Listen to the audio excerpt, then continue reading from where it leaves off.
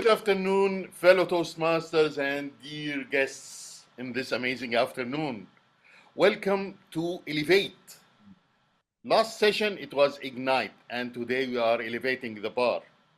What we will do in this session, we will do a training to you, which is sometimes called Train the Trainer, sometimes called From Speaker to Trainer, whatever the title.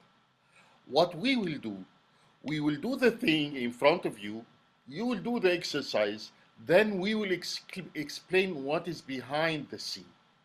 As a trainer, how can you do this in your training session? How can you control everything in your training session from behind the scene? What did I do? What DTM Wafa did? How we managed to deal with each other to get this projects done. At the beginning, thanks to DTM Dalia Deep for this amazing opportunity to work back again with DTM Wafa Salman, and thanks to District 20 for always supporting us to create and get the best from each one of us. Now, you are a speaker or even a trainer. How do you want to elevate this speaking skills or training skills to the next level? That we will try to explain now. Welcome, DTM Monagab, Boss District 20 Director. It's a pleasure to have you in this course, in this session. Okay, first of all, you have to set a contract with the trainees. This contract starts from the ground rules. If you didn't put this slide at the beginning of your training session, during the training session, if somebody didn't do any of these instructions and you asked him to do it, he will say, you didn't mention it before. No, from the beginning, put the ground rule. Put the rules that will control your training session all over the period of time that you are taking to give the instructions. Thanks to Toastmaster Ali Lifzeh, he already explained the ground rules, so we will not repeat it again, but it's very important to put such a slide at the beginning of your training session. Next, trainer's background. Majority of you knows me and DTM Wafa. Is it important to put the background at the beginning of your training session? Yes, it's very important. Why? Majority of the trainees attending your session doesn't know you well. How they will trust whatever you are saying to them to do or to understand or to take it as a notes. So putting this background will build the trust, will build the rapport between you and your trainees. And accordingly, they will move on during your training session smoothly. Let's first introduce DTM Wafa. Please, can you please introduce yourself? Thank you, Dr. Mahlouf. Thank you, Ali, for the lovely introduction. And I'm sure after this trainer background, you will know a little bit about me that you did not know before. Thank you, PQD Dalia Deep, for making this event, and thanks for District 20. And thanks for all dignitaries that they are in the House, and the director, past directors, and members and guests. Now, me, in a nutshell, I've been in the training field since 1997, so almost like 28 years. I haven't done anything except training and education in my life. I'm a computer engineer, but graduated 1996. Don't count my age. My skills are good in negotiation, problem solving, and analytical skills. I've been working as junior trainer, senior trainer, team leader, training and operation supervisor, training and operation manager, training consultant, and one of the companies creating that training from scratch. And they are still following up what I've done. I've been an L&D manager with Australian University and I've been a senior manager with Gust University. And from December 1, I'm a freelancer. I have my own company and I'm doing consultancy and training. Because I love education, education is my passion. I have lots of certificates. I got my MBA from Maastricht, and I am a certified trainer from different Cert 4, the American board, etc. I'm a certified coach, and I'm a board member with the ICF Kuwait chapter. I'm an NLP practitioner as well, and good to see Shireen that she was with us in the session. I'm an EBOS certified since 2011. I'm a PHR as well, PMP, and network engineering, and name it. You know, I'm in love in education. I'm a DTM for 3 times, and it's not about taking the DTM. It's not the target. It's the journey. You are speaking, and you are helping the club. You are helping the district. You are helping everybody, and you're helping yourself. So that is the consequences of your job. So I finished the 3 DTM, and the fourth one path done. I'm doing the second one, and it's going on and will never stop. My interests are in needing public speaking, travel, and something that I love, to buy gadgets. I'm obsessed. So this is a little bit about me. And now Dr. Makhlouf will introduce himself. Et voilà. Thank you, DTM Wafa Salman. This is how professional trainers introduce themselves at the beginning of each session. Now, I will try to follow the legacy of DTM Wafa. I'm a dental specialist, spent 30 years in the government and private sector, either in Egypt or in Kuwait. In 2013, I joined Toastmasters. After 2 years of joining Toastmasters and getting the first DTM, I insisted to fulfill my passion, which is training. So I certified to become a self-development trainer from Highfield, UK. Most recently, get emotional intelligence assessor from Multi Health System, US. Life coach from the International Coaching Federation, one of the highest bodies that controlling coaching all over the world. NLP practitioner and a life support instructor from American Heart Association. During also my Toastmasters journey, I finished first DTM. I got all the club, division, and district roles, and at the same time, I had some committee heads from District 20 in the past 13 years. I believe that change comes from within. If you want to become better than yourself yesterday. And start from now, not from tomorrow and not after 1 hour. Start change from now. Now, let's start our icebreaker. The best thing that our number is the ideal number for training.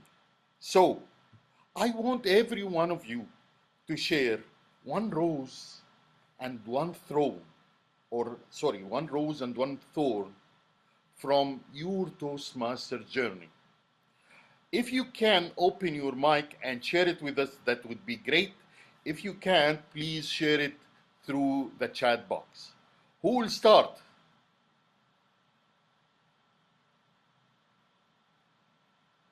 Who would like to start?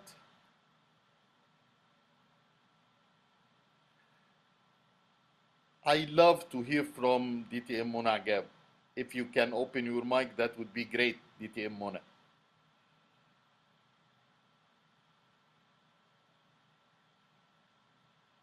Hi, good afternoon, everyone. I'm so happy to be with you today and for the valuable sessions that we are going to learn from the dignitaries and mentors that we've been with them in this journey. And now, one rose that from Toastmaster, I will say that the positive environment and the thorn,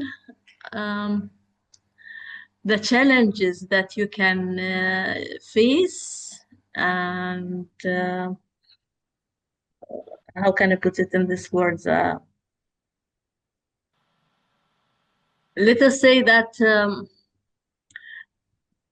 when you dream big and you cannot find that time that you to achieve these dreams. So the main challenge is the time. Yes. Great to see all the team of Egypt in one screen. Thank you so much. Yes, thank you so much, DTM Monagab, for this answer.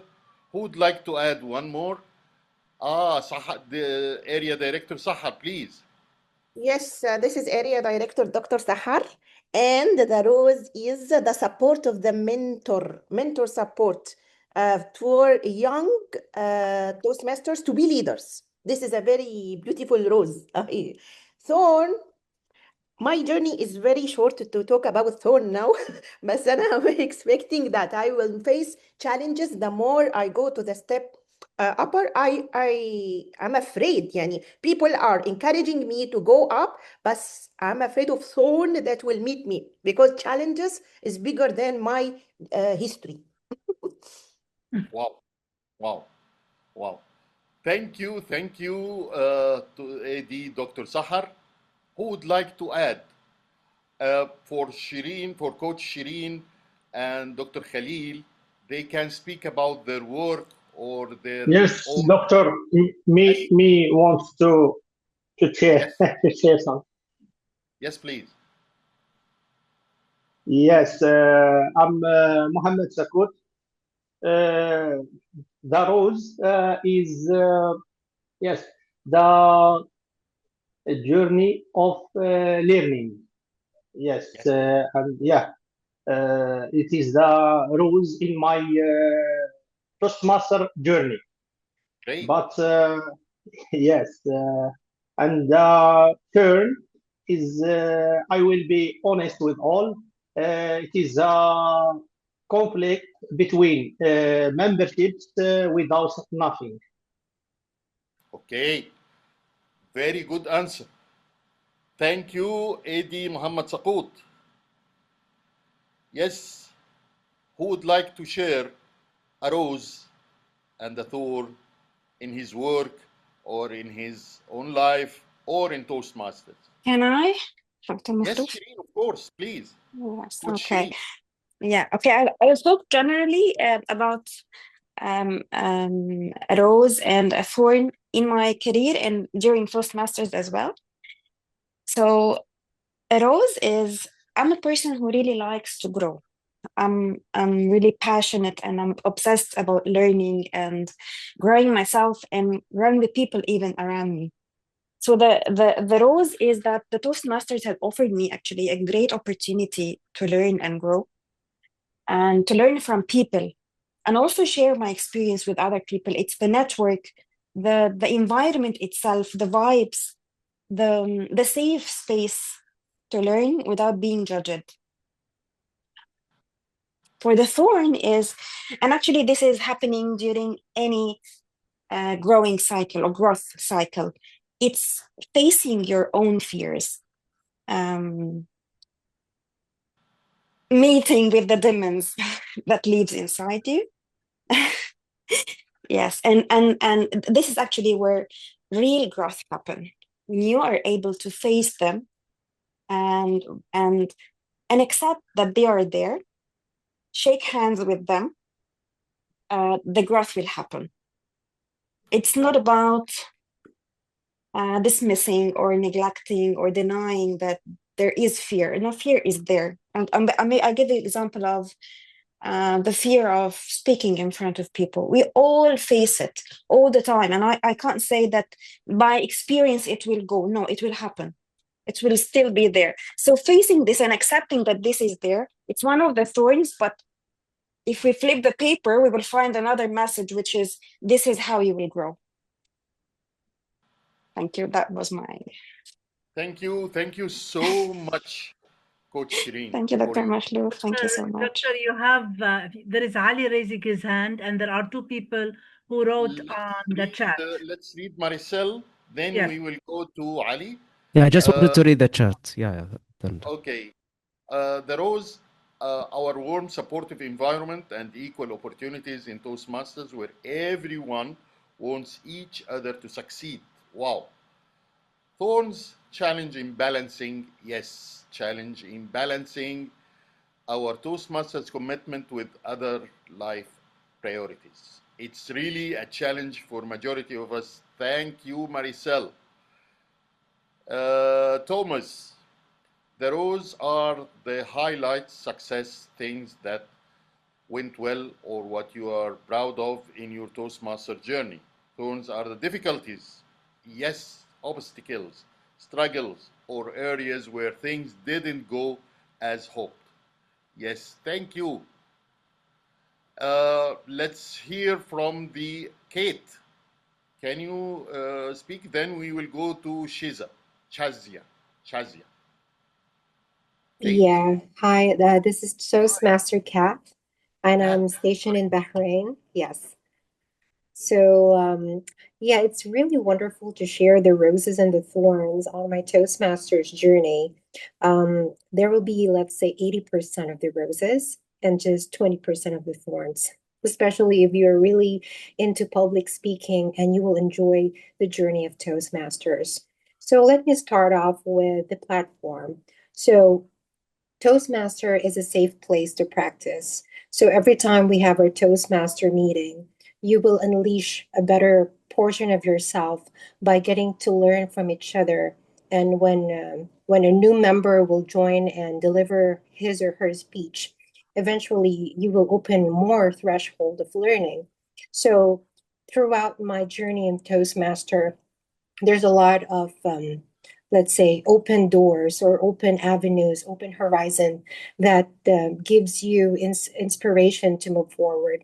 And the 20% of the thorns, I would say, would be. Come here. Sorry. Can you mute yourself, please? I thought that's for me. No. So for the 20%, I would say is if you are really into Toastmaster, a lot of people will be noticing you. Then you will be having a lot of invitations from other clubs. So you will be invited as a judge or invited as an overseer. So the burnout will eventually happen. But if public speaking is your outlet, eventually it will turn out to be a good one. So turning the thorns into a rose is something that we should learn in Toastmaster. That even if time doesn't permit, but if you understand or if you will put in your heart that no, this is the outlet. When I hear the story or the speech of other members or other clubs, I will actually benefit. It's not about the burnout, but it's about what can I learn from other people? What are the stories that I can get from them that I could make my speech more valuable in the next on my next performance on the stage? So basically, Toastmaster is a wonderful rose, and it will turn into beautiful tulips, or it will turn into a wonderful bundle of roses. So that's on my side. Back to you. Wonderful. Thank you, Kat. Thank you so much. And it's our pleasure to have you and know you in this session. And we hope to see you soon in Bahrain. Shazia wrote, I am Toastmaster Shazia Nazir, and I am delighted to share a small reflection from my Toastmaster journey, my own rose and my own thorn. My rose has been finding a community that lifts you exactly where you are. Every piece of encouragement and feedback helped me discover my voice and grow with confidence and consistency. My thorn has been realizing how much hard work this journey truly takes, showing up, preparing, learning, and committing even on tough days. But that effort becomes my teacher, reminding me that nothing meaningful comes easy, and every bit of work makes me stronger communicator. Well done. So nice.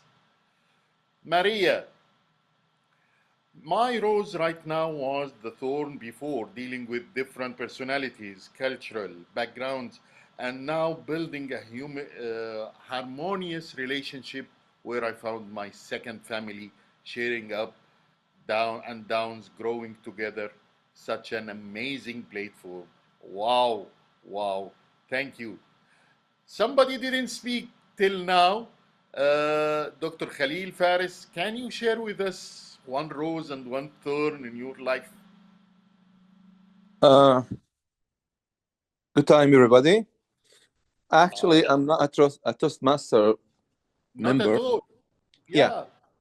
I'll share you something about my career as a trainer. Actually, in the training atmospheres, what you can feel and realize is the accurate reflection of positivity and growth. So I feel very excellent. I feel very good when I change someone's mentality, when I cause to get him acquire new behaviors, new skills, and new demands for his life, whether in professional or personal life. The thorn is represented by the misconception or by what we can call the denied expectation, but what must the training as career or business should be and what it is really in our today's life. Actually, the actual training, I consider the training is a mental, a scientific, a technical, and ethnic and moral responsibility. Some trainers, unfortunately, don't consider these things while joining the training business and while pretending or assuming to be trainers. Thank you so much. Thank you, Mr. Khalil, for this insight, and I second what you said. Thank you. Cecilia, are you there? Can you share with us one rose and one thorn? Yes, sure. Please. I was just actually starting to type that joining Toastmasters has actually been like a garden of roses, and not just one rose. So as myself, I find myself like an introverted person, but having joined Toastmasters, I feel I am growing in ways I could not imagine in any way. And then there being so many different opportunities for growth and leadership, I find it amazing with this positive environment. And the thorn would be that we are dealing with many different peoples, and sometimes there can become conflict. But it's also an opportunity for growth, and you become stronger when you work those differences out. Thank you. Wow. Thank you, Cecilia. Thank you so much. Yes, yes. Facing difficult personalities is one of the challenges in Toastmasters, but it is again lesson learned how to deal with these personalities in the real life. Oh, the last but not the least, Abu Bakr, can you share with us one rose and one thorn?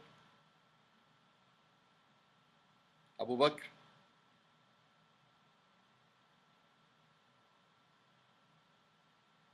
Can you hear me? Seems yes. Abu Bakr, I think he is not able to speak. If you can write on the chat box, Abu Bakr, that would be great.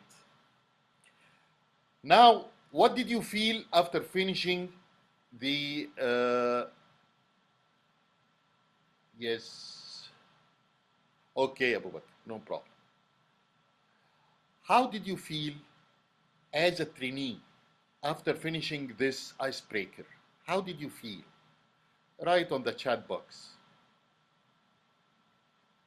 How did you feel? One word. You're feeling now, and how did it changes? Engaged? Yes, Cecilia. Yes.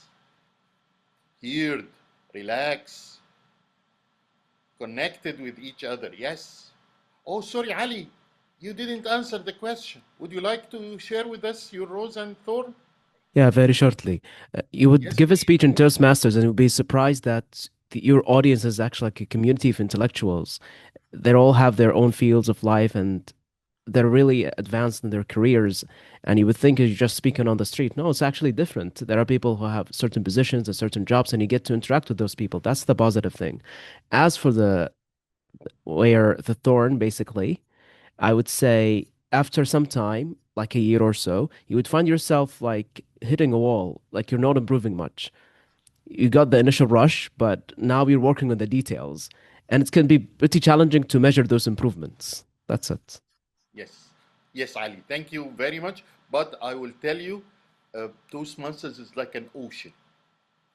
You need to dig deeper to get the gems. All the best. Yes, no fear. I can ask and interact, knowing each other, learning every day from Toastmasters. Thank you, Abu Bakr. Connected, relaxed. Exactly. This is how Icebreaker will help you to control the full 5 days of workshop. Workshops in real training is not one day. It starts from 1 day till 2 weeks or 3 weeks continuously or interrupted. So be careful. Do your ice break with everyone.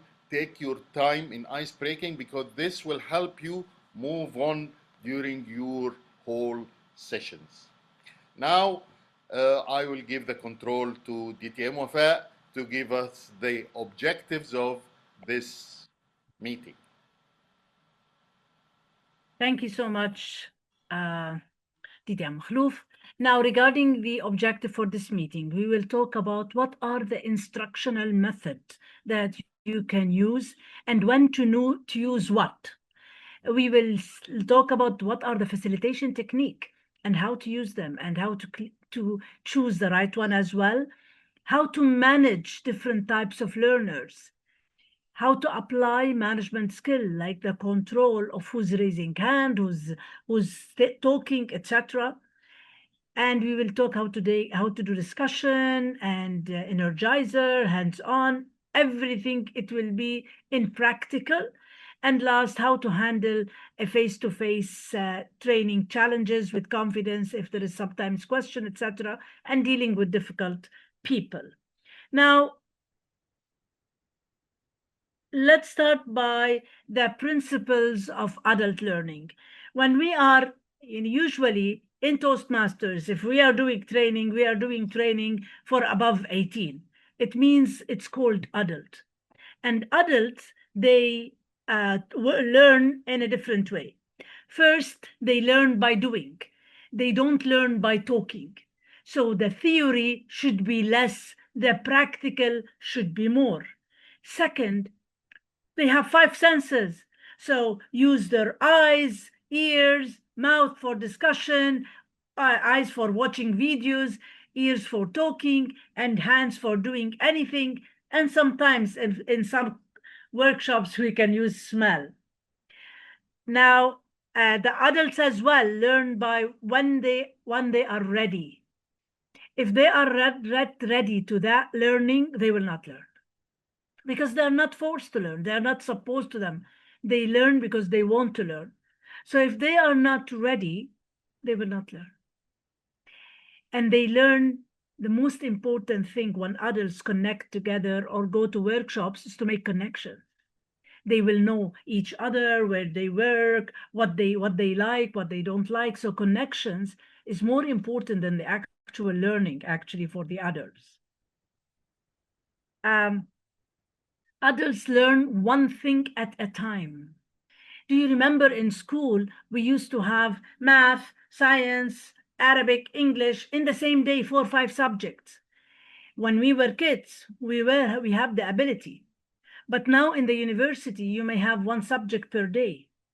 And in life, when you grow, you cannot learn too many things at the same time. So gradually, you will focus on one thing at a time. We learn more rapidly when results are satisfying. It means when they are doing something and they see the results, they see the improvement, they see the impact, they will come and learn again. But if they learn and they cannot apply what you gave them to their life, you will see them that they are not interested in learning anymore. Adults learn when they understand what we learn. So you cannot tell them, do it because I said so. No. I want you to do this because 1, 2, 3. This is the reason why we are doing that. So they need to understand before they learn. And number 8 is they develop skills through practice. So in your session as a trainer, the more practical you will put, the more learning they will have. And that's the most important thing, to make sure your session has got everything. And there is one of the simplest, though important way of learning is the VAC, which is visual, auditory, and kinesthetic. So during your presentation, you need to make sure that there is a visual, videos, colors, etc. Presentation is a visual itself. Auditory, there is discussion, you are talking, they are talking, and there are something to work on or to do. So if you're training, because you don't know if your trainee is, for example, I'm visual kinesthetic. If you will talk for me, I will not learn anything. Zero. So you don't know your trainees if they are visual or kinesthetic or auditory. So by making sure that your presentation or workshop covers all these 3, the VAC, spot on, you got them. Now, what makes a good trainer is the connection. You know, like what Dr. Makhlouf was doing now by connecting to each one of you, engaging, asking, listening. And he put the engagement in 2 different ways, speaking and chatting. And always you are there to support when they need you.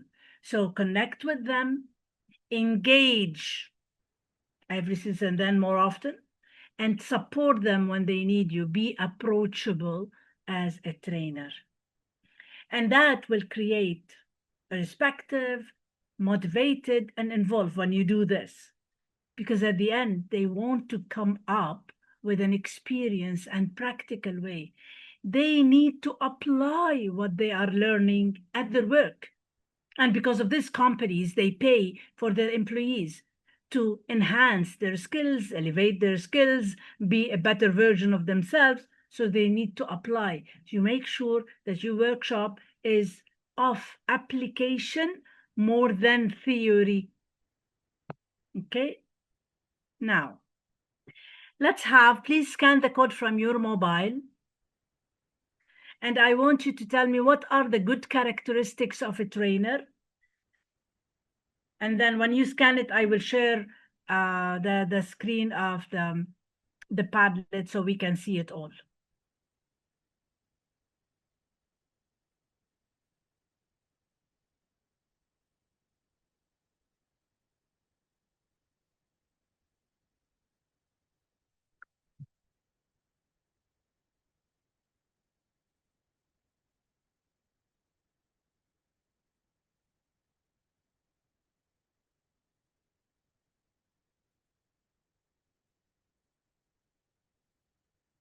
And for the people, because now we'll share, for the people who could not scan it, this is the link in the chat. And now I will share the Padlet. Dr. Makhlouf, can you stop sharing from your side? Thank you.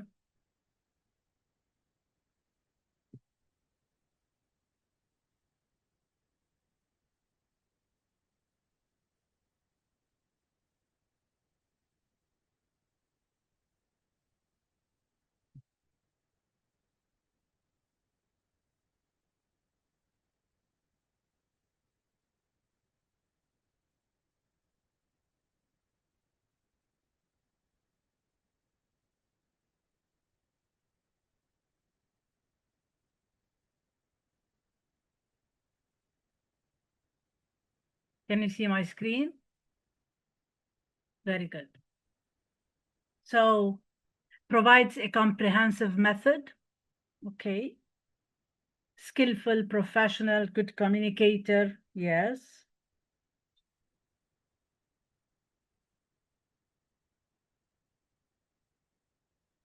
Communication, very true.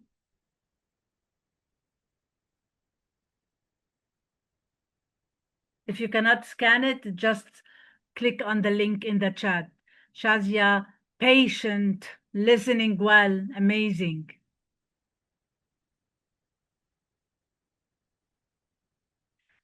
Good trainer, someone who strives to understand, connect, and involve. True.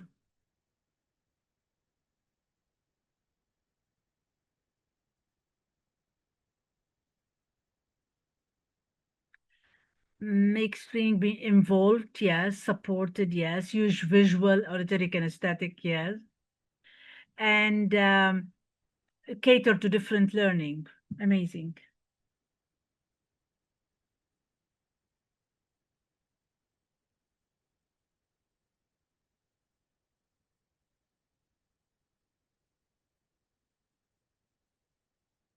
Communication provides comprehension model of training. Someone, okay.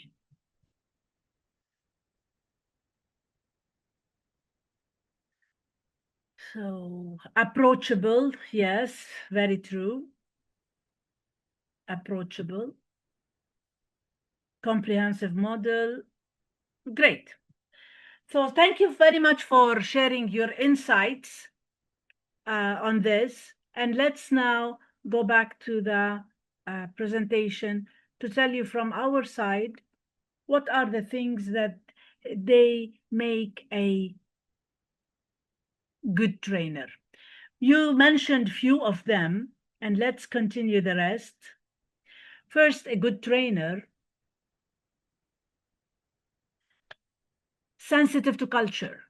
When you are training different people from different places, you need to make sure, you need to study, you need to not use offensive gesture or offensive words. And you need to make sure that you are not entering their zone, because some cultures, they don't like persons to be close to them, and other culture they like. To be knowledgeable, to have the empathy. If they don't know, remember that you were in their place one day when you did not know before. So don't be surprised. Listen, you said listen. Positive body language. Always it's important. Supportive, you said it. Explain well, it's been said. Plans well. You got it last time when you plan your session. Gives feedback. And it should be constructive feedback. Remains calm if people are pulling your leg to be nervous or to move out of that calmness. Good judgment. Approachable, you mentioned it. Clear information mentioned. Polite. You have to be polite as a trainer. Humble. Correct pitch. Friendly. You need to use your time well, because you cannot waste the time of the people. Constructive, we said it. Flexible. If your plan is to do that course or that session, and you took lots of time on that particular area, so be flexible. It's not a holy book, astaghfirullah. It's a training we are doing for people to benefit from. So we will be flexible in our style or in the content. Encouraging. Language, make sure you understand the language. Enthusiastic. No one wants to attend a class where the trainer is so boring. He has to do, and it is a job. I know. Monitor progress. You need to make sure that when we do a training, we do pre and post, just to make sure that our trainees are moving from a stage to another stage. And that's very important as a trainer. Adaptable. We are not statues. We are human that can adapt to new style, adjust accordingly. Good communicator has been mentioned, values equality and diversity. We are in a culture that has lots of cultures in.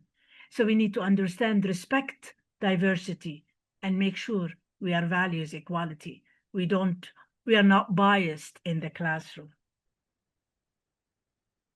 So To make any instructional design, there are 5 levels. Now, ADDIE is a concept. ADDIE can be used on different things. Even it can be used in sales if you just transfer it to sales. Here, it's for instructions. So let's start by the first one in ADDIE, which is analyze. When you don't want to do a training, first you need to analyze what are the needs. And you will tailorize, customize it based on the need. Because your adults, trainees, they know what you are telling us. You may fill some gaps. You may make it as a practical for them to know how to do such. But if they know that thing, why should, for example, in any class, we supposed to know that there are SMART objectives are well known and people know what is SMART objective. And it is part of the objectives of my training to talk about SMART. So I'll have a header. What do you know about SMART? Anybody knows SMART? People will raise their hand. Great. So what is SMART? People will start talking. S is specific. Can you give me example? Blah, blah. Good. They do the SMART. I will skip the slide and move on because I did not know that they know it and it's part of the objective. So, but I prepared it. I skip it. So first of all, it's you need to identify the needs. Now, there are tools to identify the needs. However, in Kuwait, they're not doing them. The tool is called the TNA, which is Training Needs Assessment. And I've been in the training field since 1997, and I'm telling you, few companies, maybe we'll count them on one hand, they are doing training needs analysis in a professional way. But how the trainees in their companies being training, the manager will decide. He needs communication, he needs time management, he needs whatever. Is it actually what he needs? Are you testing his ability? So the needs is very important. Because if we don't know what they need, the other thing will not be well. So that's the first thing in ADDIE, analyze need, understand the need. Second thing in ADDIE, after we know the need, then I can design the course. I'll put the outline together. I'll make the material, the guide, the presentation, activities, and everything else. So I'll make sure that it is sequence, logical steps.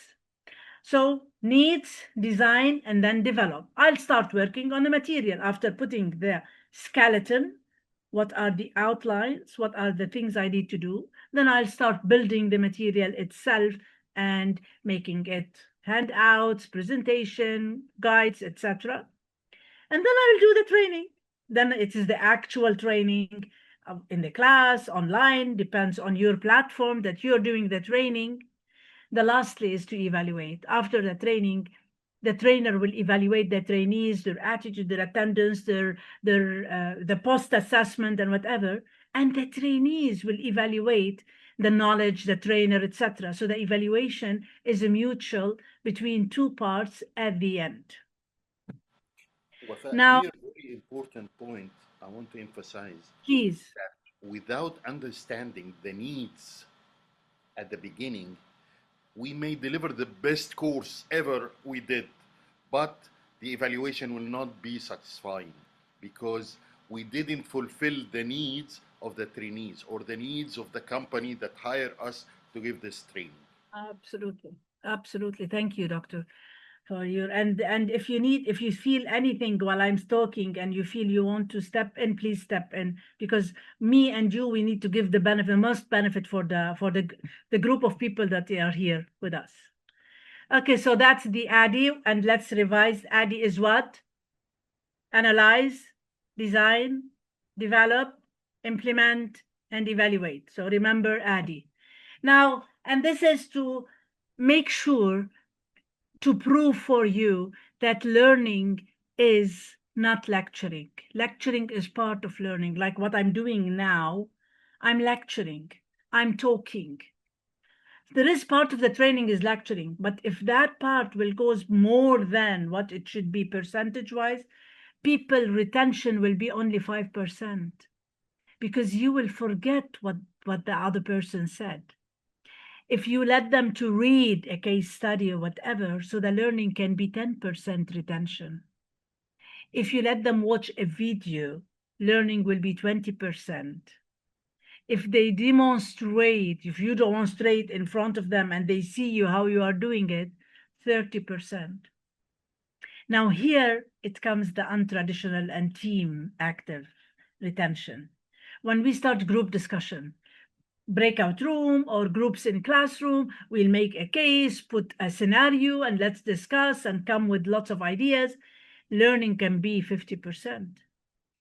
If you give them something to do it by their hand, learning can be 75%. And if you step in and train them, the retention for you will be 90%. So usually, and that's what I was surprised to know later, in the university, I used to teach my friends, and I did not study much at that time, because while teaching them, as if I'm studying double, and that is what learning pyramid is all about. So you will decide what you want to do based on the retention that you are giving. Now, Dr. Mahlouf will start.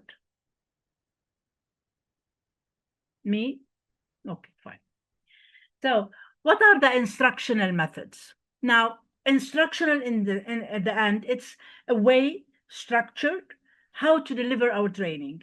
Do we want to deliver in activities, in practice, in group discussion, focus group, presentation, breakout room, flip chart papers? So what is the way that we want to deliver our training? It's a technique to make sure that people are understand what we are telling them. They are participate and engaged and involved in the discussion, and they apply in activities what we are giving. Today you will apply a lot, so we are just talking for the application to start. So that's in general the instructional methods.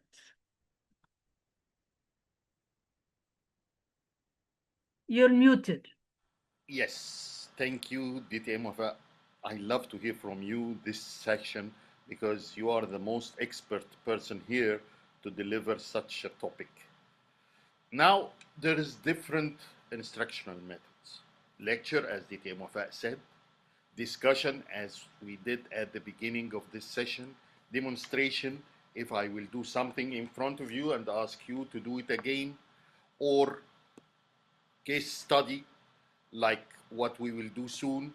There is a case where there is a problem or dilemma or something happening in this case, and we want to discuss how to solve this. Role play, when I am the president of the club and you imitate that you are one of the members and we have a conflict, this is called role play. Group activities, there is many group activities. We will do a few of them today. Brainstorming, when we have one question or one problem and we want to solve it. Problem solving mainly depends on brainstorming. Everyone will put a solution for this dilemma, and we will connect these solutions and at the end we will get the best solution for this problem. Now we will have a poll. Majority of us already had used one of these methods. I want you to choose which one do you use it more in your training or in your speeches or when you are engaging with others. Toastmaster Ali Livzea, can we have the poll? Should I stop sharing or? Okay, I'll have the poll. Okay, can you share it, please?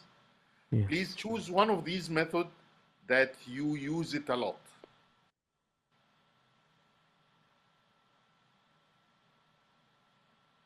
Okay, I've started the poll. Thank you.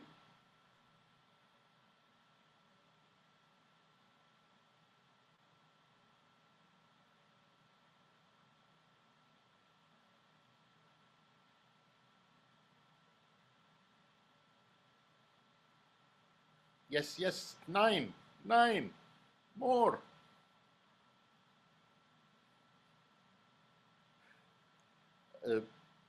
After finishing, I want to ask you one important question.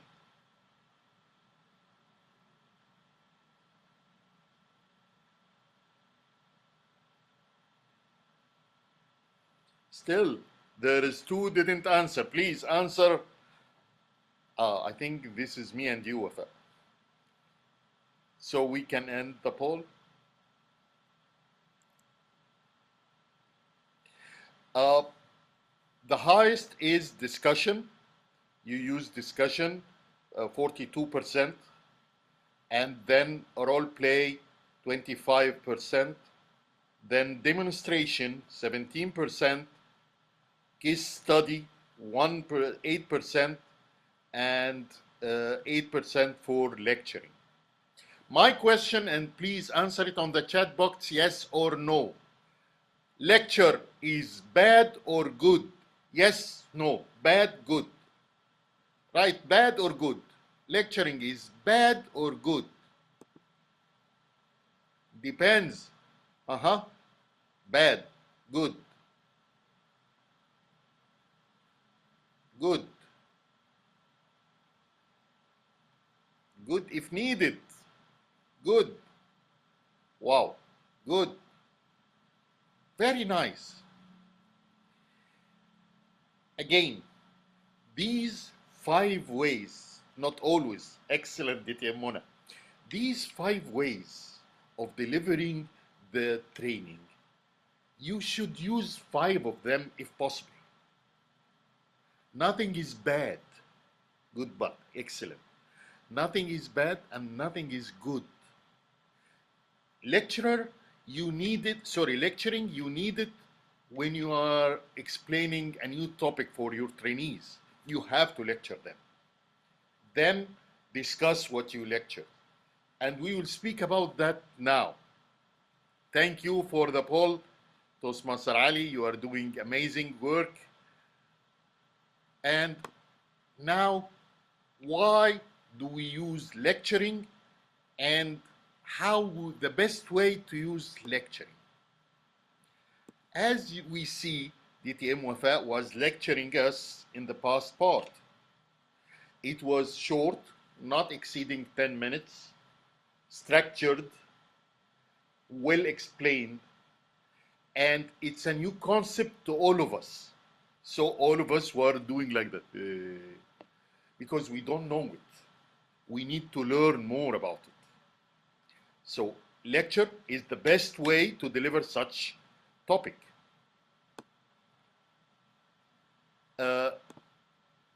Where there is new information that needs to be clarified, clear definitions before activities.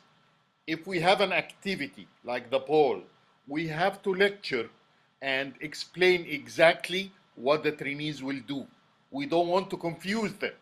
We want them to solve the poll or solve the case study or whatever we are doing to them.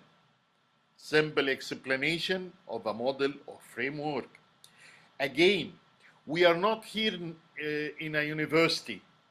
I am the professor and you are the students, and I want to be the best from the whole world. No, we are here sharing the skills. This is the beauty of adults learning. In adults learning, they know majority of what I will say to them. But we are here to sharpen our skills. So it's a communication training, not one-way delivery. So please don't lecture too much as I'm doing now. Step-by-step instructions when needed, yes. So my advice, if you are going to lecture something, be careful and always keep engaging your audience. And the best 3 ways to engage the audience, where can anybody tell me on the chat, what are the best 3 things to engage your audience? What are the best 3 things to engage your audience? First, asking questions, yes. Second, no, not from these 5 types of demonstration. I need to engage your audience. It's a Toastmasters. Storytelling, yes, Dr. Sahar. So asking questions, storytelling, And the last, which I'm the best in it, yes, Shazia, you are saying right. But what I'm saying is, if you are lecturing only, how to keep your audience engaged? First, by asking questions. Second, by storytelling. Yes, Dr. Sahar. Yes, Shireen, Coach Shireen. By humor. Sense of humor is the best way to engage your audience. And DTM Wafa will not agree on that, but she has now a great sense of humor.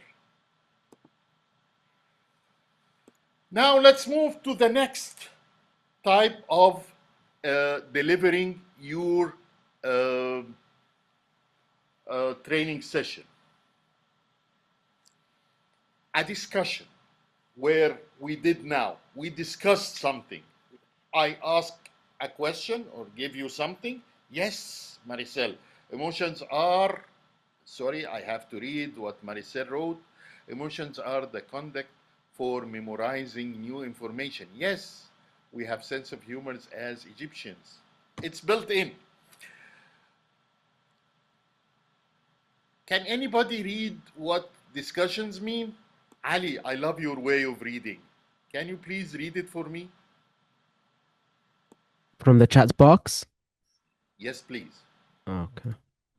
No, from the slides? Okay. Yes. A discussion is a guided conversation where participants share experiences, compare ideas, and build understanding together. Use this method. I will continue. Thank you, Ali. Thank you very much. So when we are discussing something, we are sharing our experiences together, comparing your ideas and my ideas, and choose the best. And this will build understanding. So I'm not saying which is right and which is wrong in the discussion. We all together will agree on the best solution, not the right and not the wrong. There is no right and wrong in the discussion. There is the best way to deal with this topic. When we are reflecting on real situations, we need to discuss, learn from each other's experiences. Like if DTM Wafa had an experience, the best experience between us in training, we can discuss with her what is the best way she used in delivering training, in the instructional methods.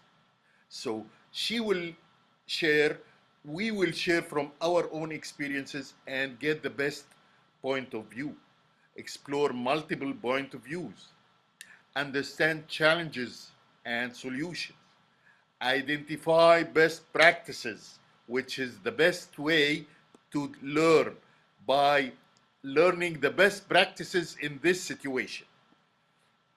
And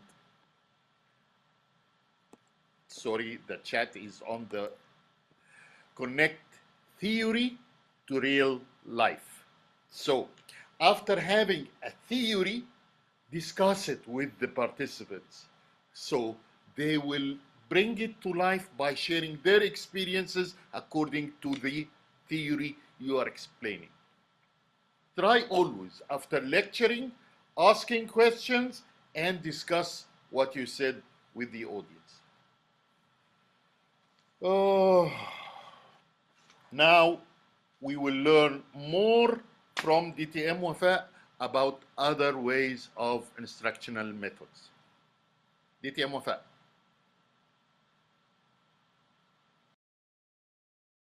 Okay, now we will go to the demonstration. Now the demonstration is when you want to do something in front of them. For example, I used to teach before train IT in 1997. It was like new to people how to use the office or the Windows or surfing the net. So I was doing it in front of them on the screen. They are watching, and then I will tell them what to do while I'm turning around to see that they are doing it. And then I will give them the time to practice to make sure it is done. So demonstration is when you want to show something step by step in simple terms, watch me first and then you will do it. It helps you and make sure that they are having the correct way on how you are doing it.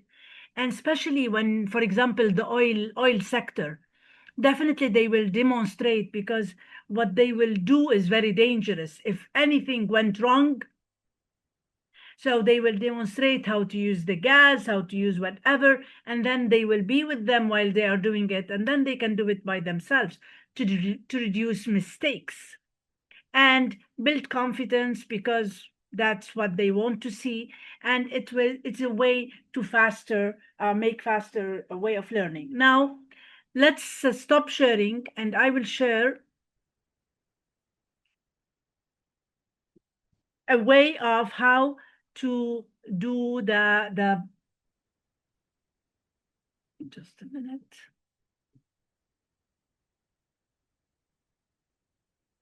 Let me do a new slide, and then I will share with you what I mean by that.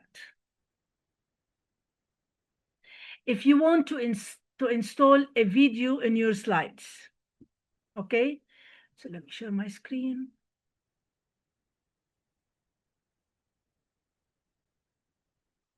And then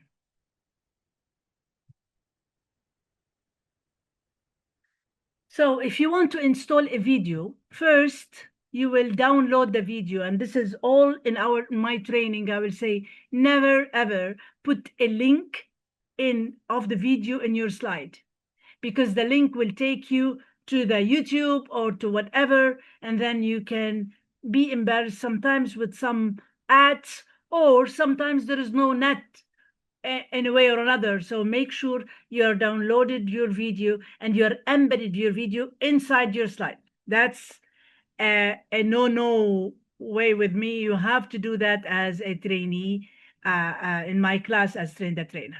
So we will go to the insert menu, and from the insert menu, there is a media. I will go to video, and on the device, I will select any video I have on this device.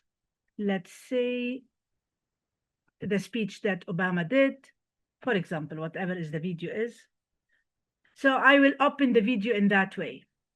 Now, I may make it smaller, bigger, doesn't matter. And you may have because here the video is black screen. So you may take a thumbnail and put it on the video, and it'll disappear when you start the video. But that's not what I want to demonstrate so far yet. There is a menu in the menu of the application. When you click on the video, there is one menu called playback. If you click on it, there are options how to start. If you select automatically, then the video will run directly when you move to a new slide, which is sometimes for me as Wafa, it'll make me confused because I forget where is the video. So directly the video will start. Then I will have to stop. I have to explain what I want you to do from this video, what I'm expecting you to do after when we are going to discuss. So I don't put it automatically. I put it in click sequence. And I'll put here, let's say, the video. And when I click on playback, there is something else. So in click sequence, I want it in a full screen. If I want it to be in a full screen, the video, so I will choose that. And I'll make sure that the volume is high when I'm running the video. Now, if I want to show the video now, and I'll click on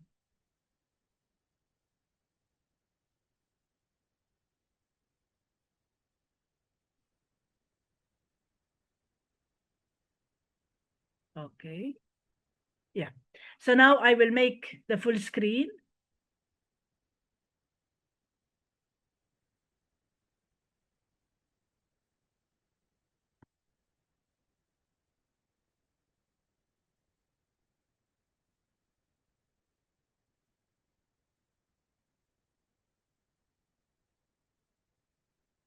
Okay, can you see the screen black?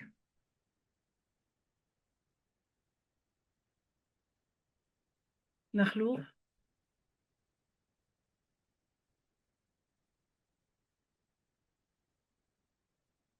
Yeah, I cannot hear you. Okay, fine. So Yes, I will make sure that this is the screen. Here, the video is in front yes, you of you. can see. I did not run it yet. And I will tell you, after you watch the video, I want you to focus on this and this and this. And after the video finish, we will start discussing it.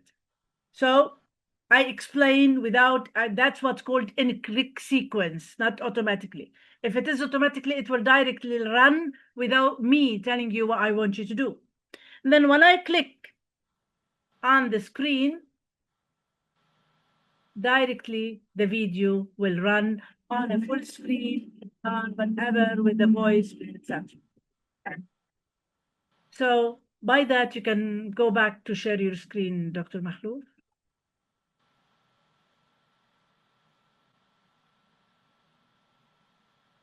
So what I did now, I did demonstrate for you when you want to share a video, make sure that the video is downloaded. When you click on it, go to the playback, in club sequence, make the volume high. And if you want it as a full screen, check the full screen. And by that, you will demonstrate the video in the way that you want. Any question? Great, there is no questions. Now let's go to the other part of the instructional method, which is the scenarios. Now we use scenarios as when we want group discussion, and now we want the breakout room, and I will make sure that these scenarios are in the chat. So what I want you to do in the breakout room, I want you to discuss these 3 scenarios. Let's make 2 breakout room only. And we will put the 3 scenarios for one breakout room, 3 scenarios for the other breakout room. And after you read the scenario, it's only 3, 4, 5 minutes max. It doesn't need much. I want you to tell me that example, which instructional method that we talked about, you need to use it. Is that clear? Okay. So we will put in the chat what you need to do. Can you stop sharing, Dr. Mahlouf? Thank you. So now randomly select them, Ali. You don't need to make sure that all of them are in the same room. And I will put in the chat for group 1. These are the 3 scenarios. Yeah, I'm assigning the people. Should I wait before? Yes, group 2, just to copy the other 3 scenarios, and make sure that each group has got the scenario in his chat or whatever. And this is the scenario for group 2. Okay. Now you can, Ali, make sure that scenarios are there. Dr. Mahlouf, you will be in one room, I'll be in the other room. Sure.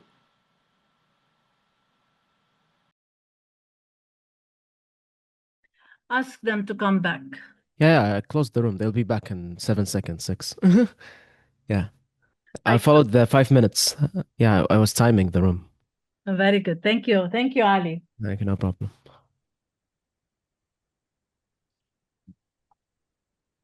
Okay, great. So, Dr. Mahlouf, can you share your screen, please? And Yes. is there a representative from your side because you were group 1, right? Yes. Who would like to be the representative of group 1?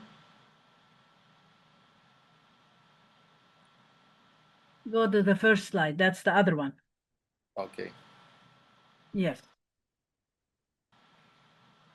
Guys, Okay.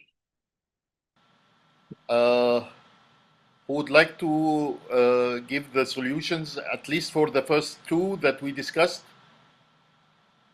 All right, let me think. Yes, please. Go ahead, Maria. So we Yes, agree okay. on the first scenario?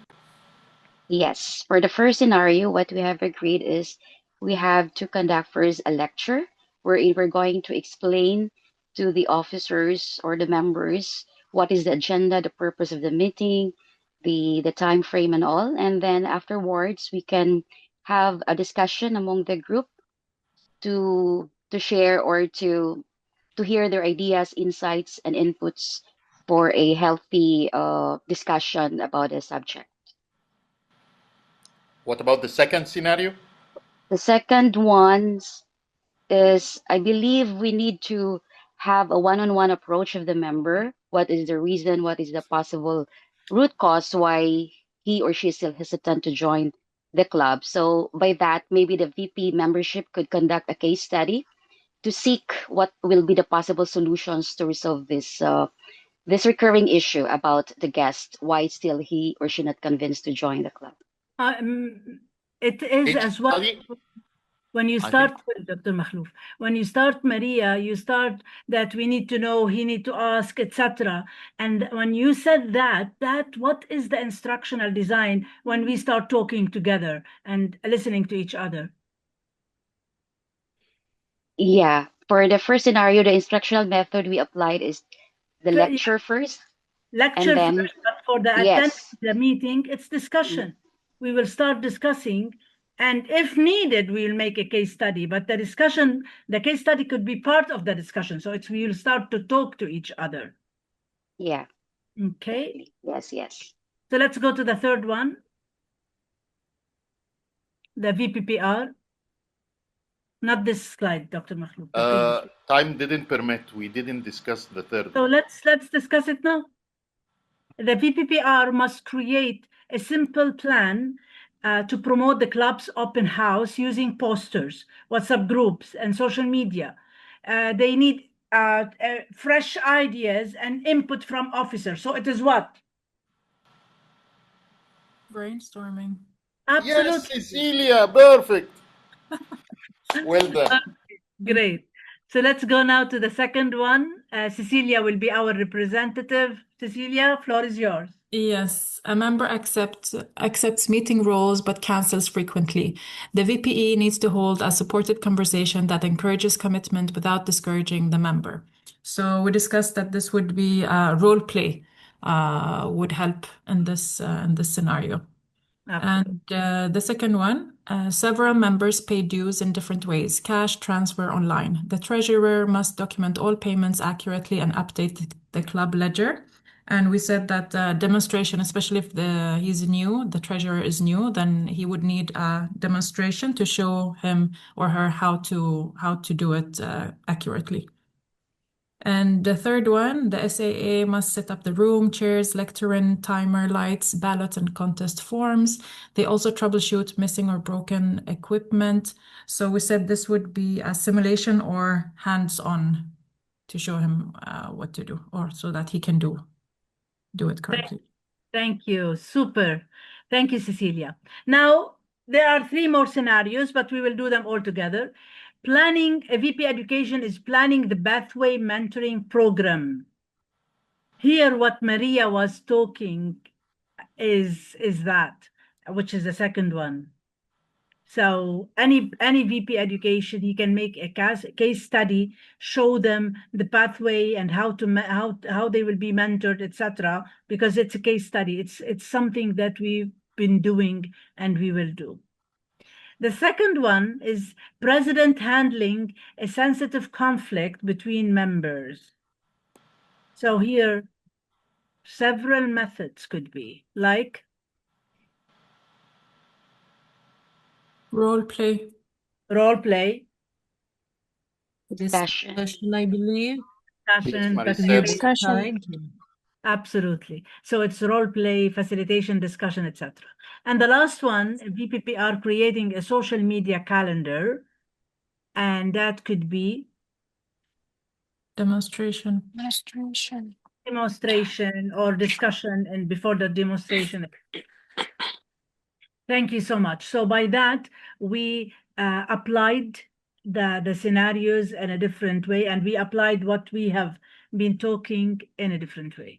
Dr. Makhlouf, can you run the case study? From here, let the good voice say it, and then we will discuss it. Dr. Makhlouf. Dr. Makhlouf is not here. I'll unmute myself. Now we will understand how can we do a case study discussion. Yes. What is case study? A case study is a scenario where all details are given to you and they will ask you to give solutions or suggestions to that. Who would love to read this case study? Let's hear the voice of Maria or Shazia or Maricel or whoever want. Maria? All right, let me read. Of A course. Toastmaster, yes. A Toastmaster is presenting a training program for new club officers. The program was scheduled to begin at 8 a.m. When the trainer arrives at 7:55 a.m., carrying a large cardboard box, the participants were already there, talking and joking with one another. The trainer went to the front of the room and began to unpack the box and arrange the materials. He realized there was no data projector in the room, so he left the room to look for one, returning 10 minutes later with a projector. At 8:20 a.m., he was ready and asked everyone to be seated. "Good morning," he began. "I'm glad you could all come today. I've been asked to tell you about your responsibilities and duties as club officers. Since we only have 2 hours, let's get started." He stood behind the lectern and talked for 2 hours, constantly referring to his notes. At one point, he showed a slide.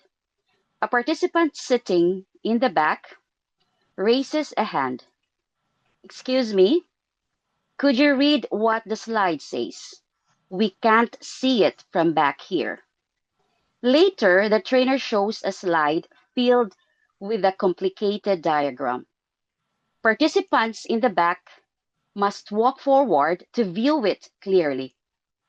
Near the end of the session, while explaining how to build membership in the club, the trainer keeps glancing at the clock. Suddenly he says, "Oh gosh, we're out of time. If you don't have any questions, you are free to go. Thank you for coming." He turns off the projector and begins putting everything back into the box. The participants quietly leave the room, identify what the trainer could have done to make this session more effective.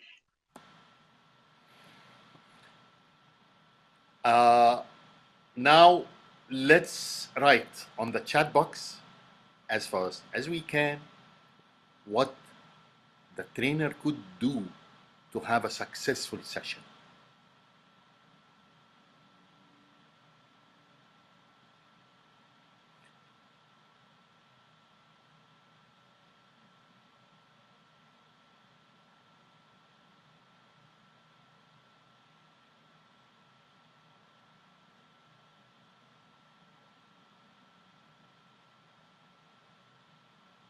Yes. First, he should prepare the projector ahead of time, prepare planning and preparation. Yes, Maria. You summarize it. What else? Yes, Ali. Yes, one of the most important things when you are presenting, don't use too much text and don't read. Yes, Shireen, Coach Shireen, he should come early to make sure things are in place and working. Make sure the slides are visible to all. Yes, Cecilia. And he should use different kinds of presentation, not only writing. We can use videos, we can use pictures, we can use diagrams, we can use flip charts, we can use flipboards. What else? There is many mistakes.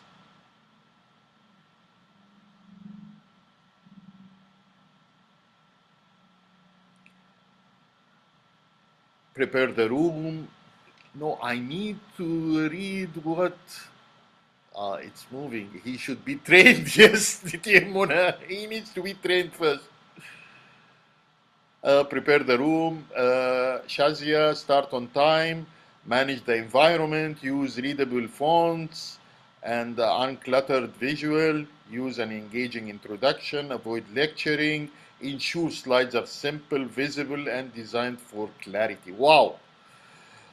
He started with a head being asked, yes, Coach Sreen, this is really disengaging, yes. Set time for questions and answers, avoid complicated diagram,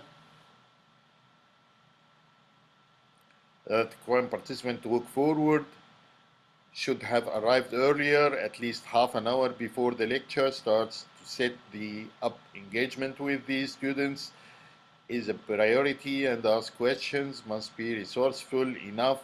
Yes, yes, wow, wow, wow. There is many avoid rushing at the end, address and focus learners' needs, demonstrate enthusiasm for the content. Wow. So, this is how case study should be presented. Read it with the discussion and demonstration. Yes. Engage with the audience, not only lecturing. Yes. Now, this is how we can use case study to make sure that what we discussed and lectured, the students or the trainees understand it and can use it later on. And this will make the information that we give stabilize in the minds. Okay, this is another way of demonstrating information. Let's see this role play. In this role play, we have this scenario, and we need 3 participants on this role play. First of all, who would like to read the scenario first? Then we need 3 participants, each one to take a role in the role play. Kate, are you there to read?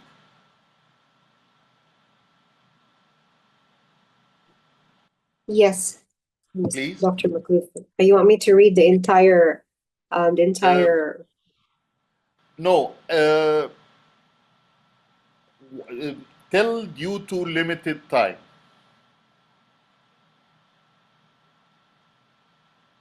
Let's read the scene. The scene, okay. So the scene focuses on the role of the Sergeant at Arms in Toastmasters Club. This officer is responsible for greeting members and guests, setting up the meeting room, and ensuring visitors receive the information they need about the club and the Toastmasters program. For the role play, one participant will act as a Sergeant at Arms welcoming the guest. One participant will act as a first-time guest visiting the club. The third participant will serve as an observer, watching the interaction and taking notes on communication, clarity, and overall effectiveness. Due to limited time. No, thank you. Yeah. That's enough. So, who would love to play the role of Sergeant at Arms? Another participants will play the first-time guest and observer.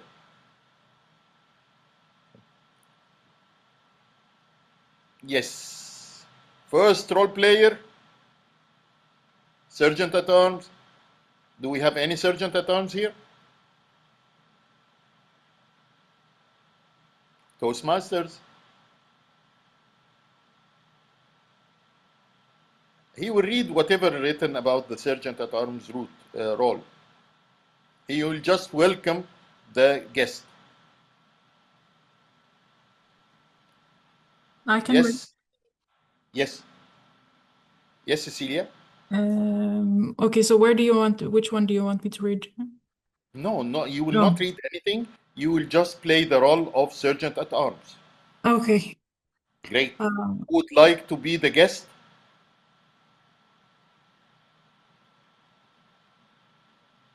Yes, Ali? Yeah, I'll be the Shazia? guest. Okay. So Ali will be the guest and Shazia will be the observer. Shazia, please keep noting the communication, the clarity, and the overall effectiveness. So, Cecilia, Ali is a new visitor to your club. He is the first time guest and he doesn't know anything about Toastmasters. And we want you, as a sergeant at arms, to do your role in welcoming him and explain something about Toastmasters. Okay, sure. We need 1 minute in this role play. Ali, you also can discuss anything if you didn't understand. And please, Shazia, keep writing the notes. Let's start. Welcome, Ali. Welcome to our club. Hi, Hi, how are you today? I'm well. Oh, that's great to hear. So, is this your first time visiting a Toastmasters club?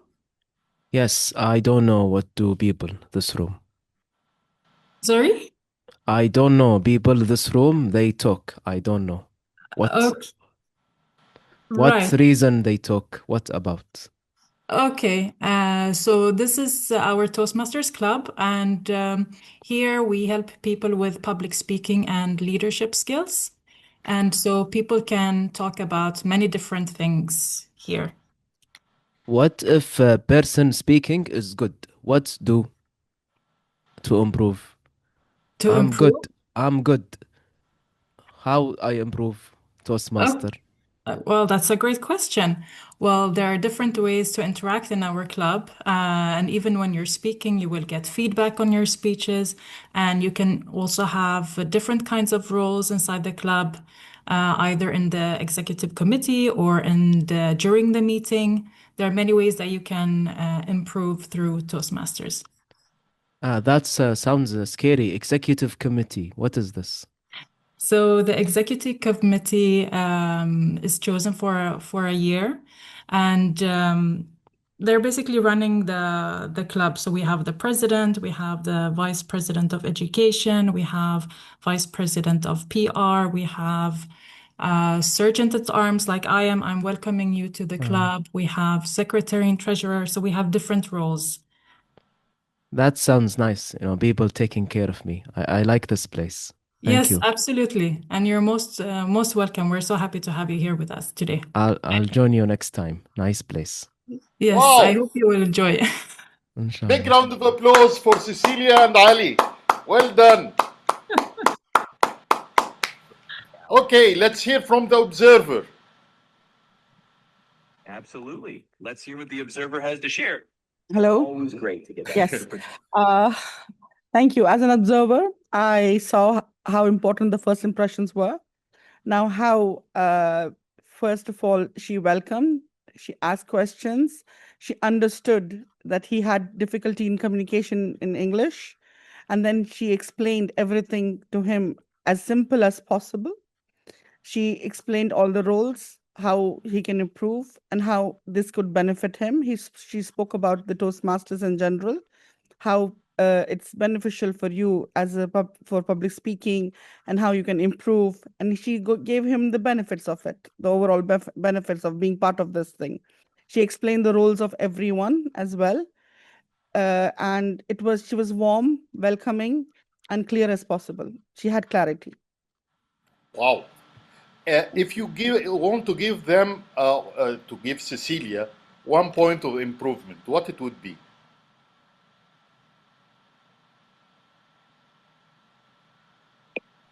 I would say if it was me, I would say the improvement would be to give him the membership form, to make him sign then and there, because if you would have This is the brain of the VPPR.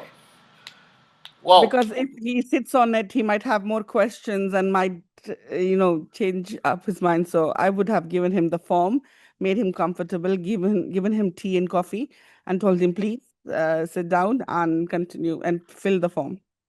Thank you, Kate. Thank you, Shazia. Okay, I will come to you, Kate. Kat, sorry, but I want to ask Cecilia, how did you feel about the role play? It was fun. If you are first timer as a sergeant at arms, if that helps you, Yes, definitely. how? because I would know what is expected and how to do it rather than just listening or just reading it. So please, if anybody is doing the sergeant at arms role in the officers training, try to do role play at the end of the training. This will help a lot. Those who will play it for the first time. If you are a sergeant at arms, would you take the role in the future? If you are not a sergeant at arms, and this is your first time to do such role play, would you take this role in the future? You're asking me?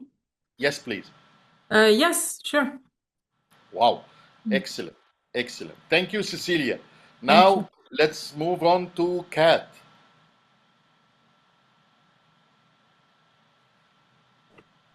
Yes, Dr. McCluth. I'm just going to go back to your question that if you are the SAA or Sergeant at Arms, how would you do it? Honestly, Sergeant at Arms is the most challenging role. Okay, first, you need to arrive on time earlier than everybody to set up everything, the banner, the projections, the projectors, and all those. And what the sergeant at arms do is to set the tone of the meeting. So first is the house rules. What are the expected of the meeting, and what should you put your mobiles on the screen, and what are expected for the agenda. And particularly, you have to get the member know to set the tone of what is their expectation. Like a while ago, Ali asked, "Oh, executive committee. It sounds terrifying to me. What is it for?" So as a sergeant at arms, setting the tone is very important. So you have to let them know that the meeting is all about this. We have a set of executive committee who is handling this and that. And then you have to give back the question. With this with this tone, do you have any questions, or do you have any clarifications? So in that way, the member will get engaged and will have and in the nutshell will understand what is the meeting all about. The quorum, we call it a quorum. So in that way, when the club president takes in, she just need to highlight, okay, so referring to our sergeant at arms, this is 1, 2, 3, 4, 5. So this is Wow. how we do it Wow. in the club. Thank you very much. Again, we are not focusing now uh, on this role play exactly. We are here learning how to do role play in different scenarios. We are using the scenarios of Toastmasters just to help you understand how easy it will be if you just do it in problem solving, in selling skills, in customer service, in many other types of training. So this is how you can do. Explain what will happen, let them read, then assign roles, and then watch the amazing interaction between the role players. Now let's move to another way of demonstrating, and we spoke about this in the last 10 minutes. We will not talk about the videos anymore, but I need you on the chat box. There is 3 scenarios in this video. Assume that you are taking a course of team building and team management. It's a team building and team management. Please tell me learning points from this video. The learning points from this video after the video finished. There is 3 scenarios. Are we ready to start the video? Thumb up if you are ready. Oh, Ali is always ready. Maricel, others, are you there? Wow, wow. Okay, video is there.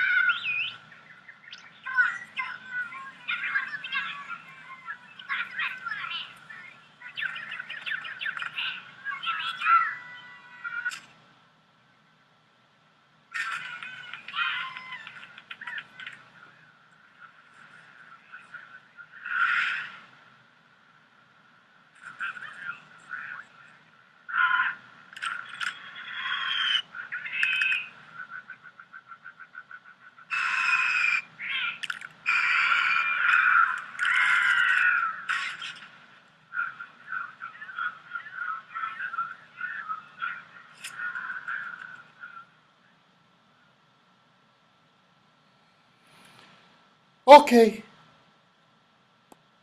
Write on the chat box learning points from these 3 scenarios.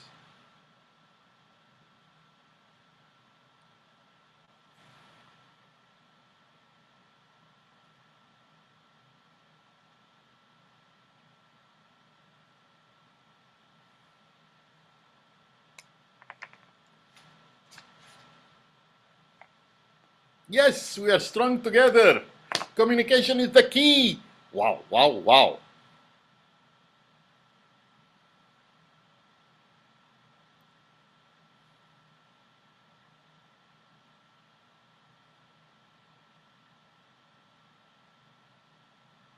Teamwork makes the dream work. Indeed, collaboration effort is vital to attain shared goal. Yes, build and protect. Amazing, Shazia. Together we can achieve more than individual. Alone we fail, together we survive. Don't underestimate the power of the group. Yes, teamwork, the leader who's lead the collaboration. Wow, Sakut, thank you. Thank you, Muhammad.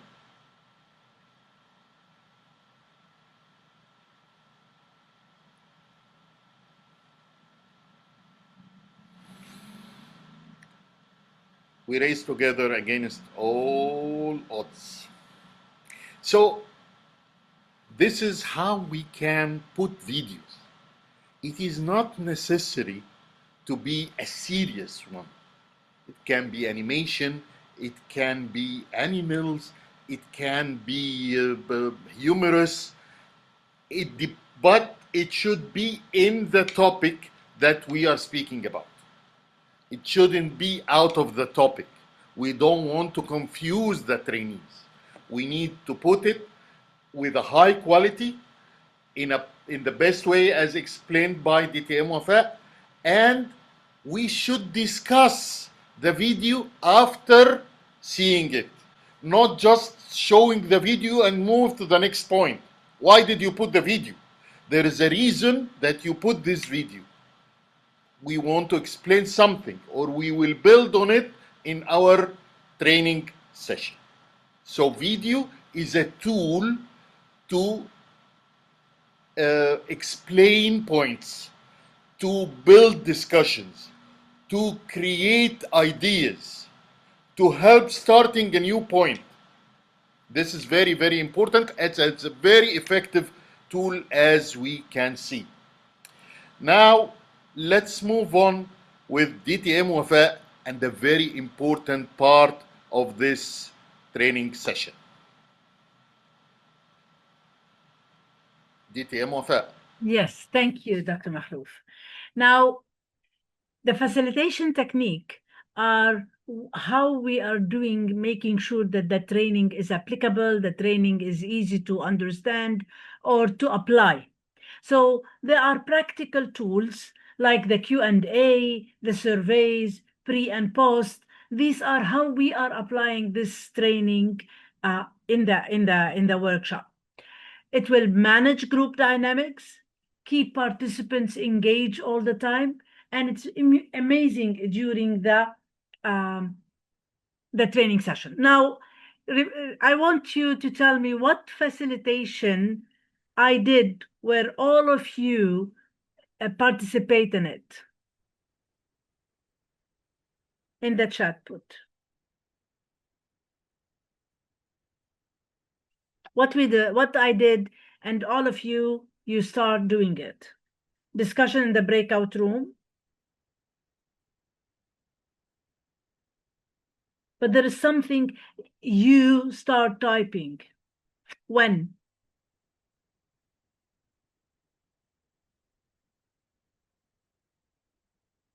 When you scan something.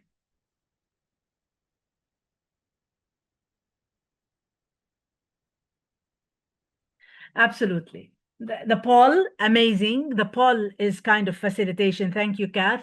And Ali, yes, the QR code. When I asked you to use the Padlet and start putting your own comments. So all of us on the same Padlet, we are putting our comments, and we are seeing each one of us how much what they are saying and how they are saying it. So these techniques help the training to be shift from being presented to engage and learn. So it's not just about the trainer speaking.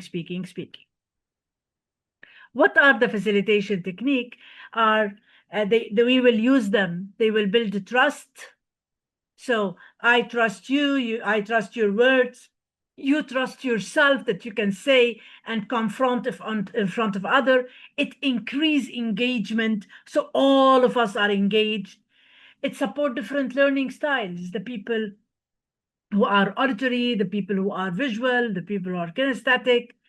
It will maintain the flow on the momentum of the training. So all of us, we are together. I'm reading, you're writing, we are discussing, and it's very positive learning atmosphere.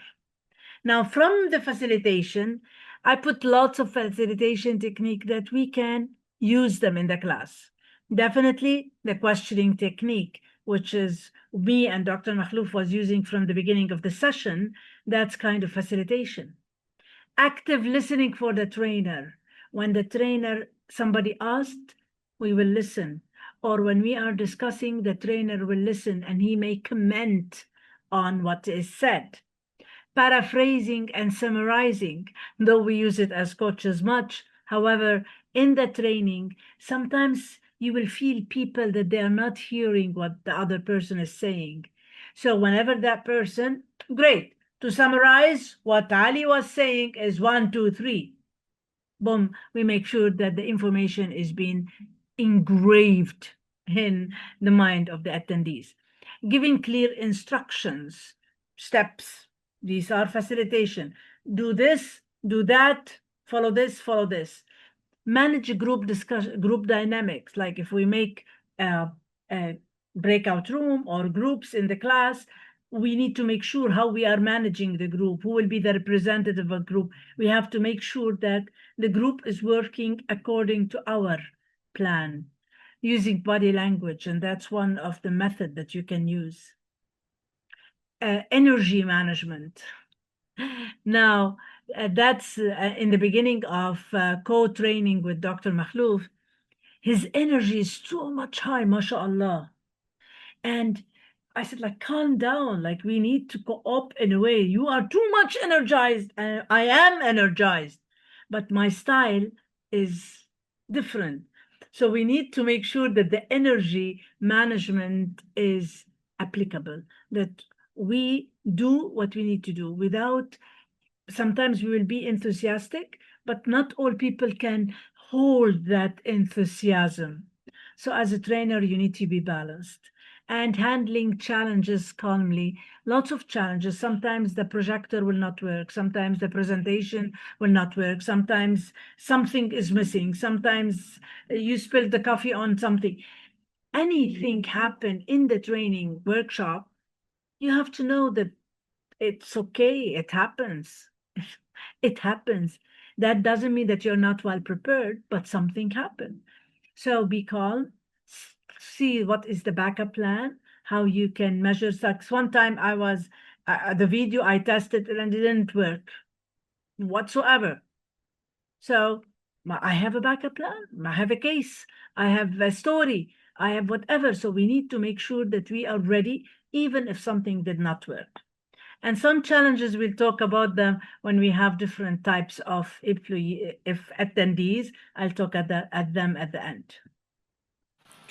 Yes. And, oh, sorry. Yeah, that's yours.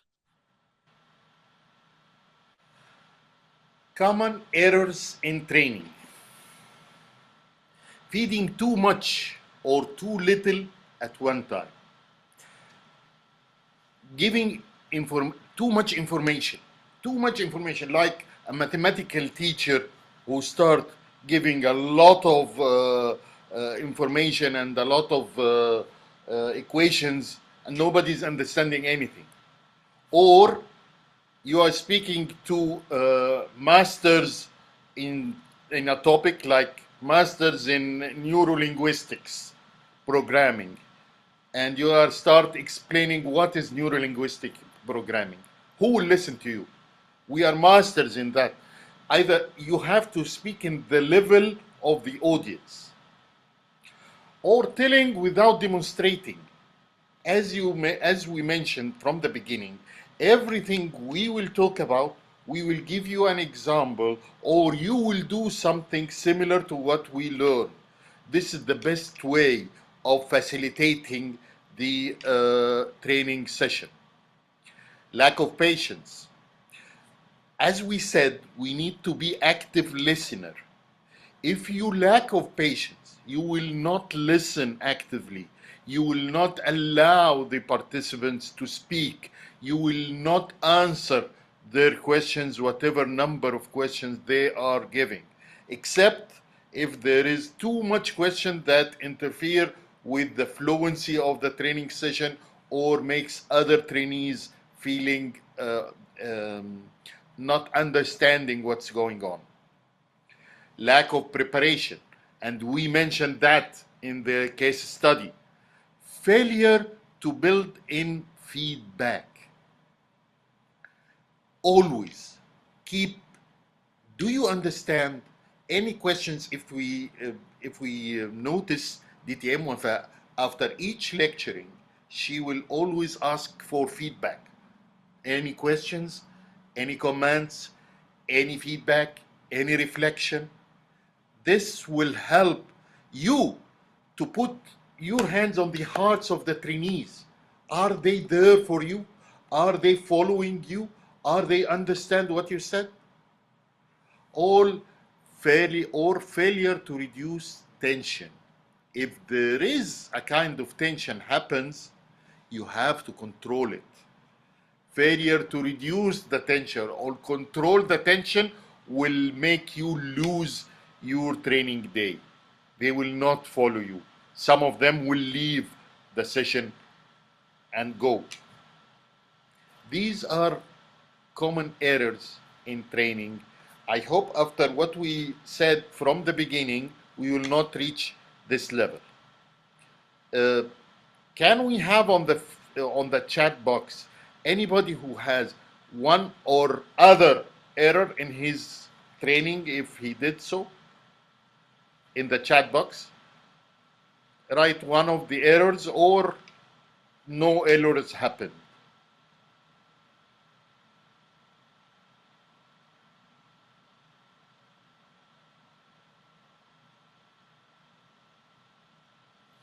DTM, I used to have at the beginning lack of patience. Yes, especially with those who are asking too much questions. I used to assume, which is wrong. Never ever assume in the training or coaching. Never ever assume. I was assuming that they are trying to make a mess or trying to make my training bad because they are asking too much. But after that, I understand that no, this is wrong. I have to understand when and how to control the questions. Shireen, please, Coach Shireen. Hi, Dr. Makhluf. Can I speak better than writing? Yes, please. Yeah. Okay, so one of the traps I used to fall in at the beginning is that when you are passionate about a topic and you have a lot of information and a lot of things that you want to share and experiences that you want to share with people, sometimes you overload them, the things that they are not still ready for, or maybe it's more than the time. So actually it's, yes, you're passionate, yet yes, you care for people, but managing and understanding your audience, the level of their experience, how much they can accept at the first training and the second, building on not all that you give in one time. This is one of the challenges that I face at the beginning. Yes. Yes, me also had the same problem at the Because beginning. you're too generous, Dr. Makhluf. Yes. You want to share everything. Yeah, I know. Yes, exactly. You want to share the maximum, and time Exactly, is not yes. allowing, and I have to Yeah. fulfill all my slides. Then I learned, no, cancel majority of the Sometimes slides. it worked the opposite way around sometimes. Exactly. They will not listen and they will not learn. And Yeah. here the difference between the academics and the training. Professors Yeah. and doctors, they want to give lots of information, and they are used on lecturing more than training. So when you bring a doctor who's doing a training, that what, as training provider, I will see the comment from our clients that there are too much information, we need practical. So that could be as well the difference between the people. Yes. Kat, please. Yes, Dr. Maklud, I just want to emphasize the common error for most trainers is lack of accountability or also lack of providing the objectives of the training. Because mostly we are so excited to digging deeper to our topic that we did not give the outcome. What is the outcome of the meeting, or what are the expectations of the audience or expectations of the members? So what I do as a VP education before I start giving out my agenda, I provide them the objectives. Why are we having this session? Why are we having the quorum? And at the same time, I would ask them a question: what are your expectations for the meetings? So towards the end, we can discuss or address those concerns that they have within the session. So in that way, you can also adjust on which type or modulation would you do. Would you go further? Would you go faster? So this is what I see as an error if we did not provide the objectives and the outcomes of the meeting. Exactly. We have to set the objectives as we did at the beginning, and at the evaluation, we should explain that we are evaluating the objectives that we give at the beginning. Wow. Thank you. Thank you very much. DTM Mona, that's why we create levels. Excellent, DTM Mona.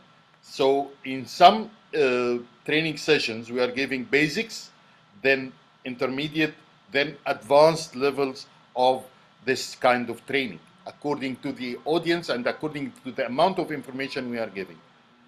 Wow. Thank you. How to minimize nervousness. I'm always nervous in the beginning of the training sessions. And also, I am nervous if somebody asks me a question which I don't know. And I'm always nervous if somebody is speaking to the other person in the same room. How to control it? How to control the nervousness?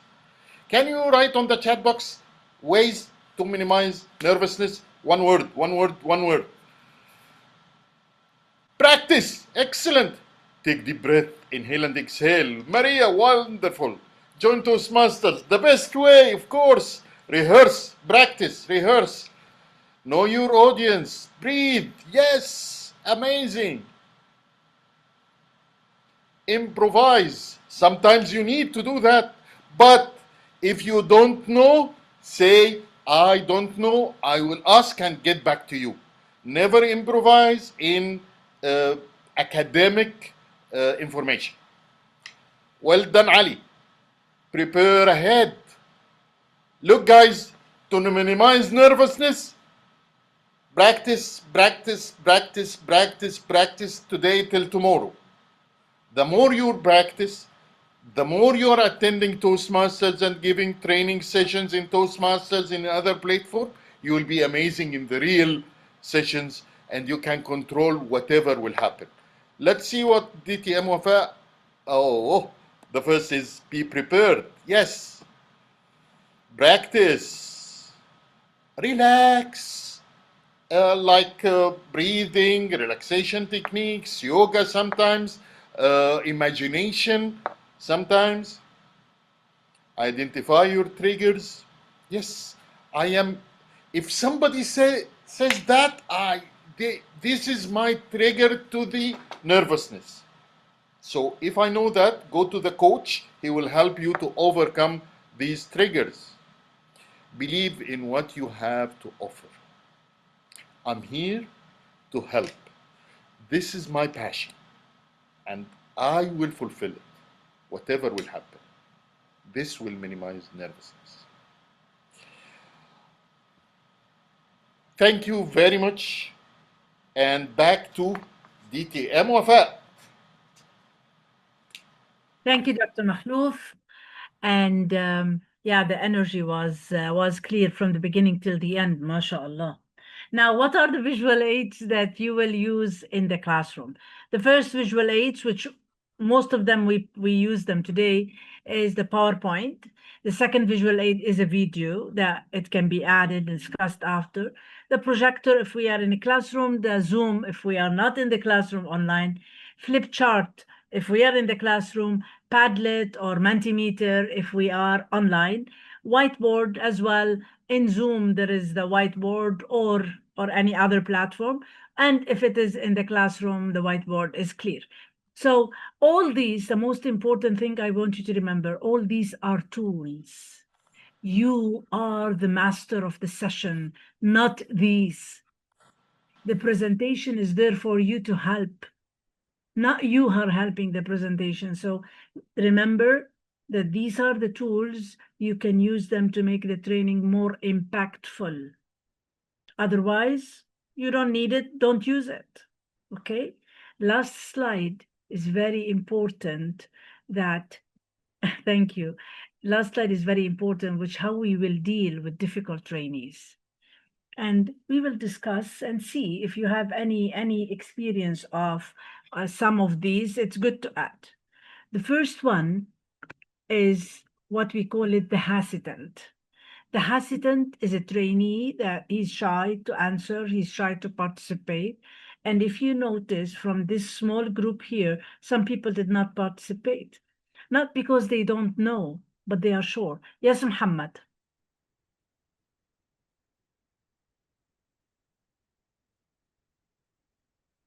Muhammad, you raised your hand. I think by mistake. Okay, fine. So the hesitant is that the person is not sure, answer or not, engage or not, participate or not. So these are some people that you have how to deal with them. Now, this is the case. It's not about identifying the issue, it's about solving it. So I need one person only to answer on each style, one person. So hesitant. How do you deal with a hesitant trainee that he doesn't want to participate because he's shy? Ali, if anybody raised and I did not see, let me know. And if you don't answer, I will say. Yes, Khalil. Yeah. Concerning those who are hesitant, I suggest that in a training session, when you identify someone who is hesitant, try to encourage him by repeating something that has already been mentioned. Time after time, he'll get encouraged and he will be eager to participate next times. This is my view. Thank you, Khalil. And I will add one point from my experience is these people, the good thing is to give them open-end question, which is no wrong in that. Like asking them, what's your opinion? Because this is his opinion. Is it right or wrong? It is his opinion. So try to ask them question that about opinion, about their point of view, what they will choose, and mention always there is no right or wrong about that. That's very important. Now, the second one, yes, connect with him with his interest. The second one is the monopolizer. You may have one if your trainee he's talkative. No one, like he's taking the air of the whole room. No one can talk. Whenever you ask a question, I will ask. Whenever you ask, I will do. Like Makhloof. I know. And how can you control the talkative? For me, I usually say that I love your enthusiasm, but maybe let's give chance to others as well. Yeah, mostly I do that. Very good. I'll tell you a funny story. One time I was in Dubai doing training, and I was doing training to one of the royal family. Now, whenever I ask question, that person he answers. No one and no other people. I have 8 people. He's one sitting in the front, and the other are sitting back. I did not think why they are sitting in that way. And then whenever I'm asking, he's answering. Whenever I ask, he's answering. Then I said, like, can we listen to another point of view? And then they said, the other person said, no, when the sheikh talk, we don't talk. Oops. Okay, fine. So sometimes it can be funny that the person who's talking, this is the class is made for him, not for anybody else. And the other people are just there to support by being there. So I still remember that story. Now, the voice of experience. If you have a person with, let's say, you took me to any trainer course, and let's say that's not me, but let's say that's me. Whenever Dr. Makhlouf is saying, I will interrupt. I have this. I know I've done that. I have the experience, like 28 years of experience training. So the voice of experience, he knows how to deal with him or her.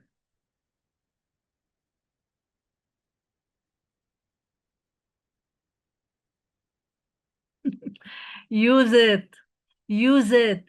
Like if I have a person who's have a good experience, so I will say, from your experience, DTM Wafa, how could you do that?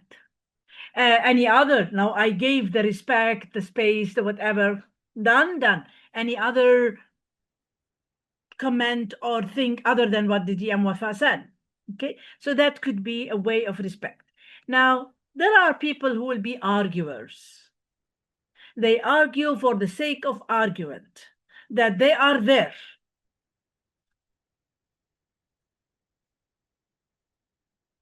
I'll tell you a funny thing, that one time I was talking about a model for a philosopher done in 1970 something. And I have a trainee who was arguing about the model. Like I said, that's a model. It's been tested, it's been applied, it's been used in different training, whatever, and there is evidence. Now, if you cannot apply it in your team, then don't apply it. But we cannot argue the model.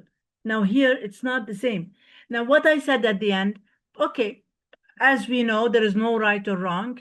That was his sample, his agreement, his model. Now, from your perspective, that could be right as well. What shall we do? We have to cut it. We cannot go on the controversial topic and it will drag us somewhere else. Now, non-listener.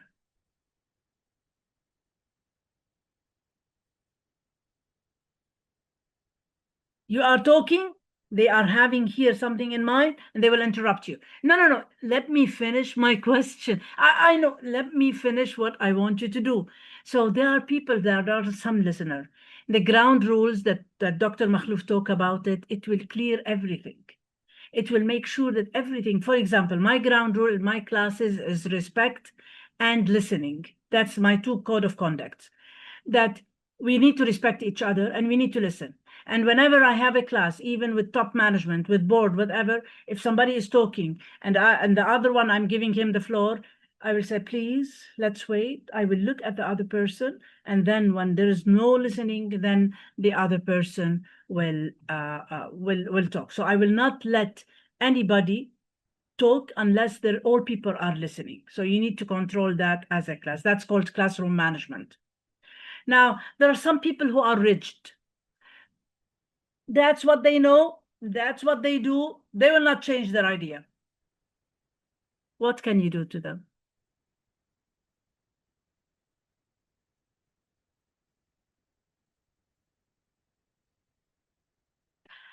Okay.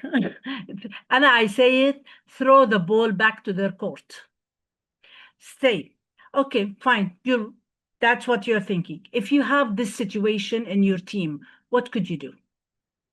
Let him come with something. If he's rigid and he doesn't want to change, he doesn't want to listen, understand what they have. Yes, we need to know why they are that. So give them the solution. Give them, this is your case, give me a solution from your point of view. Then he will loosen up from being rigid. Now the hostile. I've faced it several times, that there are some people in the room that they know the answer of the question, but they are asking me to test my information. And now, if I know the answer, I will say, and if I don't know, as Dr. Makhlouf said, we don't answer any question that we don't know. because we will lose credibility and we will lose the trust. If they know that you are answering not right, then how can they trust you?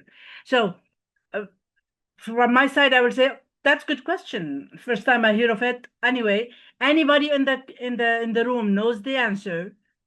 If we see that nobody in the room knows, that's good. So I'll tell you what, let's make it as a homework. Tomorrow, the first thing we'll do, we'll discuss that. I will search about it and we will know about it. And it's fine.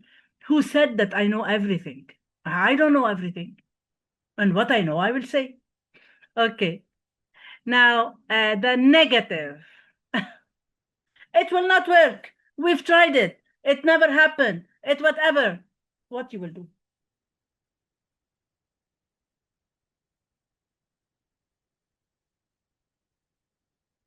Again, throw the ball back to his court. Let him solve it. You are the manager now, and this is the job that this is your task. What can you do? And when you are a manager, you have to come up with solution. I will ask why it didn't work, ask them to repeat the steps. Like, yes, give me your opinion, how we can solve it. We need to solve this issue.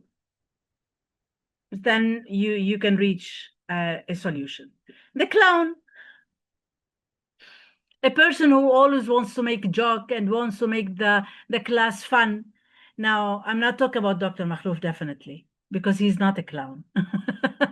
He uses sense of humor, and that's big different, okay? That we need to understand. Like some people will not understand the humor speaking from the stand-up comedian and the sense of humor from being a clown, completely different.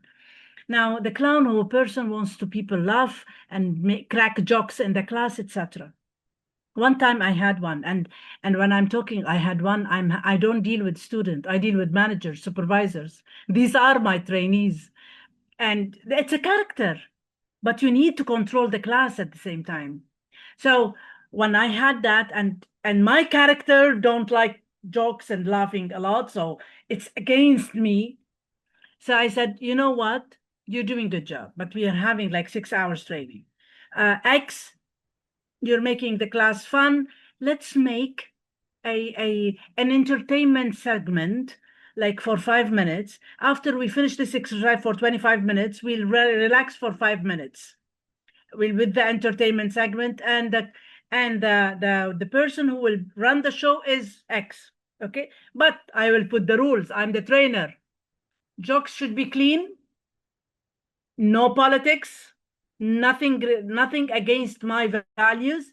And then I will say, other than that, you can do jokes. And he was happy. He was working with the team to finish whatever. And then when the time comes, he go to the class stand, and I will sit with the class, and he will do jokes. We laugh, and then he come back to study. So you need to come up with something to make sure that the classroom is running. And the show off, you have people that they like, I've done that. I have find a solution, not the team. I created this, whatever. Now, show off, for me, before I was trying to control. Now I don't control. Who wants to show off, I will give him the space and let him show off. You are the boss. You know everything. You know more than me. You know, you are. That's it. Why should I bother myself? And if it's not her thing, he wants to show, let him show. He wants to shine, let him shine.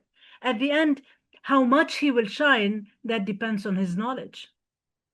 Okay, like if you have a lamp, and that you have a battery, when the battery goes light, the lamp will go light. So if there is no good knowledge that always is being fueled, the light will not last forever. So let him shine and give him his space and relax as a trainer. Any question? To end up, remember, learning never stops. Once you stop learning, you start dying. That's what Albert Einstein said. I want to thank you, and I will return back the control to Ali. Thank you, Dr. Makhlouf, for being a co-trainer. Thank you, DTM Wafa. And before Toastmaster Ali, can we have a few reflections from our audience? Thank Yes, you. okay. How much time should we put for that? For the audience? 3 No, minutes. just each one will say a minute and that's it. Okay. Talk. Okay. Lead the session, Mahmoud. Khalil, if you have any reflection. Yes, I do. Let me say it frankly and honestly, and please try to accept me the way I present myself. All of you, and I mean it, all of you did very well. Thank you so much. Thank you so much, Mr. Khalil. Thank you for being with us today. It's my honor. Thank you. My pleasure. I will start from what I have on my screen. Shazia, if you have any reflection. Yes. Um, I have been giving a lot of technical trainings during my tenure as a marketing manager, where we talk about different social medias and everything. And my trainings are usually very boring because it's instructions on how to follow specific steps, technical for softwares. Of course, all software trainings are not that because it's very difficult. You have people of all faces.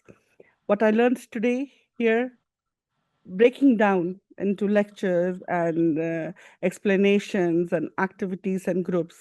This is some takeaways that I would really take for my next training sessions, and it will help me a lot. So it revealed a lot of points that these little details really matter for training sessions and how you organize it and structure it. So it was really helpful for me. Thank you.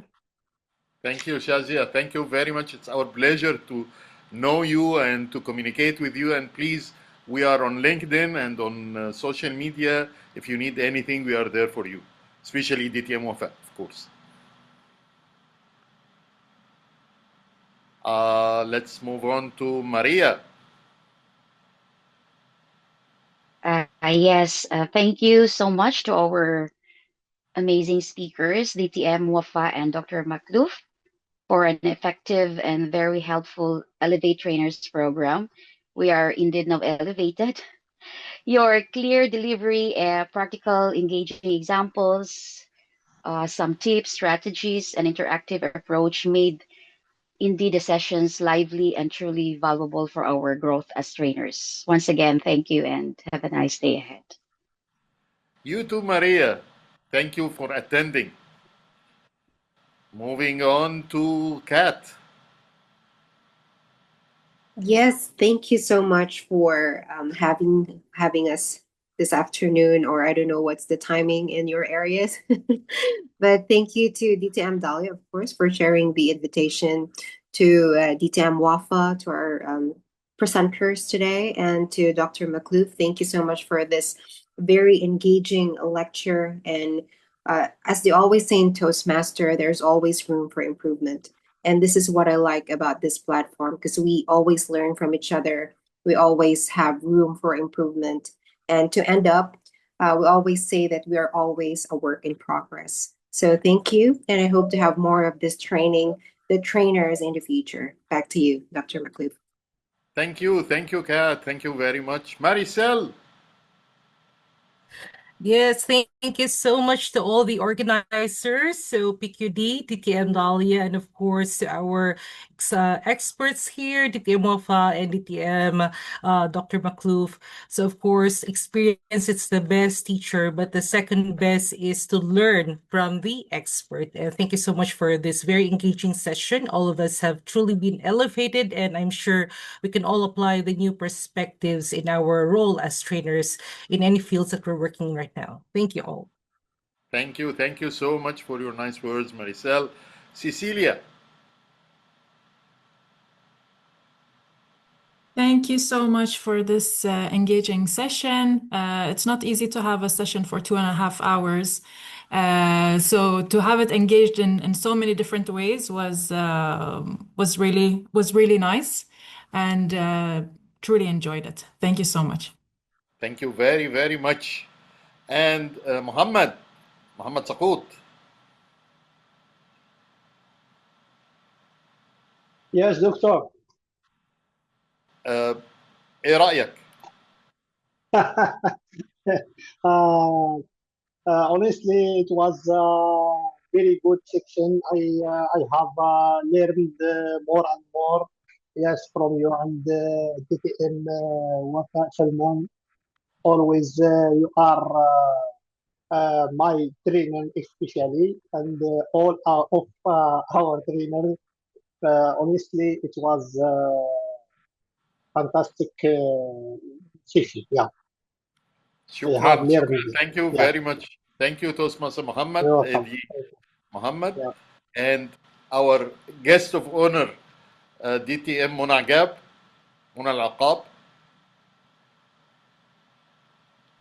What can I say? Wonderful session, simple, smooth, and super engaging. Big thanks to our BQD for arranging it, and to Toastmaster Ali for facilitating this amazing workshop. I feel sorry for those who missed it actually, because this is very valuable sessions that we get many tips from our leaders here, and hopefully that they may get benefit of the recording. I know that attending this is different than recording only. Thank you so much. Thank you so much for attending with us, DTM Mona. That's really makes a lot for us. Thank you very I much. get benefit, actually, I get benefit of these training. Yeah. I'm the one who should thank you, Dr. Muhammad and Dr. Muhammad and Dr. Wafa for the amazing sessions that you are bringing. I know with busy schedules, and you give this valuable time from your time. There's something that we cannot, we so appreciate it. Thank you so much. Thank you so much. Thank you. And I need to hear from my friend Ali. What I loved about this session that not only the positive points were emphasized, but also the problems were mentioned and how to deal with those problems and the different personalities. I love that there was a specific focus on things that could go wrong. And that makes it so that the workshop is realistic and not something where you're trying to draw a model and everything goes perfectly and whatnot. It kind of brought it to the real world. And the different situation that TTM Wafa brought and the kind of issues or kind of challenges they had training really added more value to the workshop itself because she's providing her personal experience. It's not something that she brought up from Google and whatnot. It's something special, and we're trying to listen to that. It's really just adding that extra dimension. I would say this workshop is comprehensive, and it is for someone who has an acquired taste in workshops. It's not light because there is so much things have been discussed. And if you really like details and just digging deep into things, that's the workshop. That was it. And I loved it for that. It feels like, it reminds me of those podcasts that would go for 4 or 5 hours. It's just like details, explanation, over explanation, and whatnot. And I loved it for that. It kind of different than the other workshops, which is for half an hour on an hour. I like that the strenuous, I wouldn't say strenuous, but the amount of information that is included in the workshop and the personal experiences that were provided along the workshop as it's being presented. I really enjoyed it. Thank you, Ali. Thank you very much. Thank you, DTM Wafa, and thanks to our BQD for this amazing opportunity, returning us back to speaker to trainer. There is a special attachment between us and this course. Thank you, DTM Dalia. Back to you. Okay. What I liked, one thing I would like to add before transitioning to our BQD is that there seems to be a special chemistry between DTM Wafa and DTM Makhlouf. I don't know how it is. It's like they've been playing in the exact soccer team for 20 years. It feels like that. They can read each other, the transitions, everything. Nothing feels awkward when they're working together. So, mashallah. Yani. Okay. Ali, we are well prepared, other than the chemistry, but we are well prepared. So even we know the slides that he will talk about, the slides I will talk about. So it is, nothing can come without preparation. So I want you to understand that what you see is behind, there is lots of preparation. and lots of seriousness and responsibility. So yes, there is chemistry, but there is preparation as well. Exactly. Maybe we shouldn't take things for granted. When I see it, it looks so effortless between you, but even with that, there is preparation. Yeah. I hope you all enjoyed it, the workshop, the details, all the information that was presented, and it helps add value to our club when we bring it and we want to do a workshop. We think about all of those things, what we can do to interact with the audience, the discussions, the different tools that we've been empowered today to add to the way we present so that there is more value to what we show to our clubs. With that, I would like to hand the stage back to our BQD DTM, Dalia. Yeah, I would like to thank from the bottom of my heart. I was really in between here and the other session we're having in Alexandria today, inviting all the clubs in Egypt to spend the day and do some team building activity. But every time I would look at the screen and see what's happening, I say to myself, yes, this is exactly what I wanted people to hear. So I thank you so much for putting so much effort and for accepting to do this. And I really feel sorry for all those who didn't attend. I will run after them with the recording and hopefully, because we are hoping to build a new team of trainers and presenters, especially for the upcoming club officers training too. And of course, for those who would want to do any kind of training, whether inside Toastmasters or outside. So thank you both so much for being there and for accepting to do this. And thank you to all the attendants I know Saturday is difficult to take some time off and attend a 2.5-hour training. So thank you to all those who attended, Toastmaster Mohammed Sukout, Toastmaster Cecilia, Toastmaster Marisol, Mr. Khalil, Toastmaster hopefully very soon, Toastmaster Shazia, Toastmaster Kat, and Toastmaster Maria. And to top them off, I'm really very, very, very happy that DTM Mona Al-Aqab is here with us today, that you've been here for the whole duration of the workshop. I know you're very busy. You always have a workshop to deliver here or there, or an open house here or there. So thank you so much, DTM Mona, for gracing our stage and for sharing your thoughts. And I hope you really enjoyed it. I know that you all enjoyed it. So before we end, let me just share a small token of appreciation. I'm sure that the big token of appreciation will be, inshallah, when you both, DTM Wafa and DTM Mohammed Makhlouf, when you come to Egypt, we'll hopefully be able to do a little bit more with you than this. Thank you so much, DTM Wafa. Yes. With you the slides PDF, so you can share it with the thank you email to the attendees if they ask for. And one of the attendees said about the video or recording. Yes. Make sure that it is on the YouTube channel for Yes, the I will. share Definitely, inshallah, very soon. Thank you so much, DTM Wafa, for this. Thank you, DTM Mohammed Makhlouf, for being with us. And ever thank you, as we say, شكر موصول لToastmaster Ali for taking on all the roles and being there and observing and learning. I know that Toastmaster Ali next year, after this year, will be, I don't know, maybe I'll ask him to work with me and say, no. Enough, we've had enough of you, we've learned enough. Thank you so much, Toastmaster Ali, and thank you all very, very much, and have an amazing rest of the day. Thank you. Thank you so much. Thank you. Bye. Bye.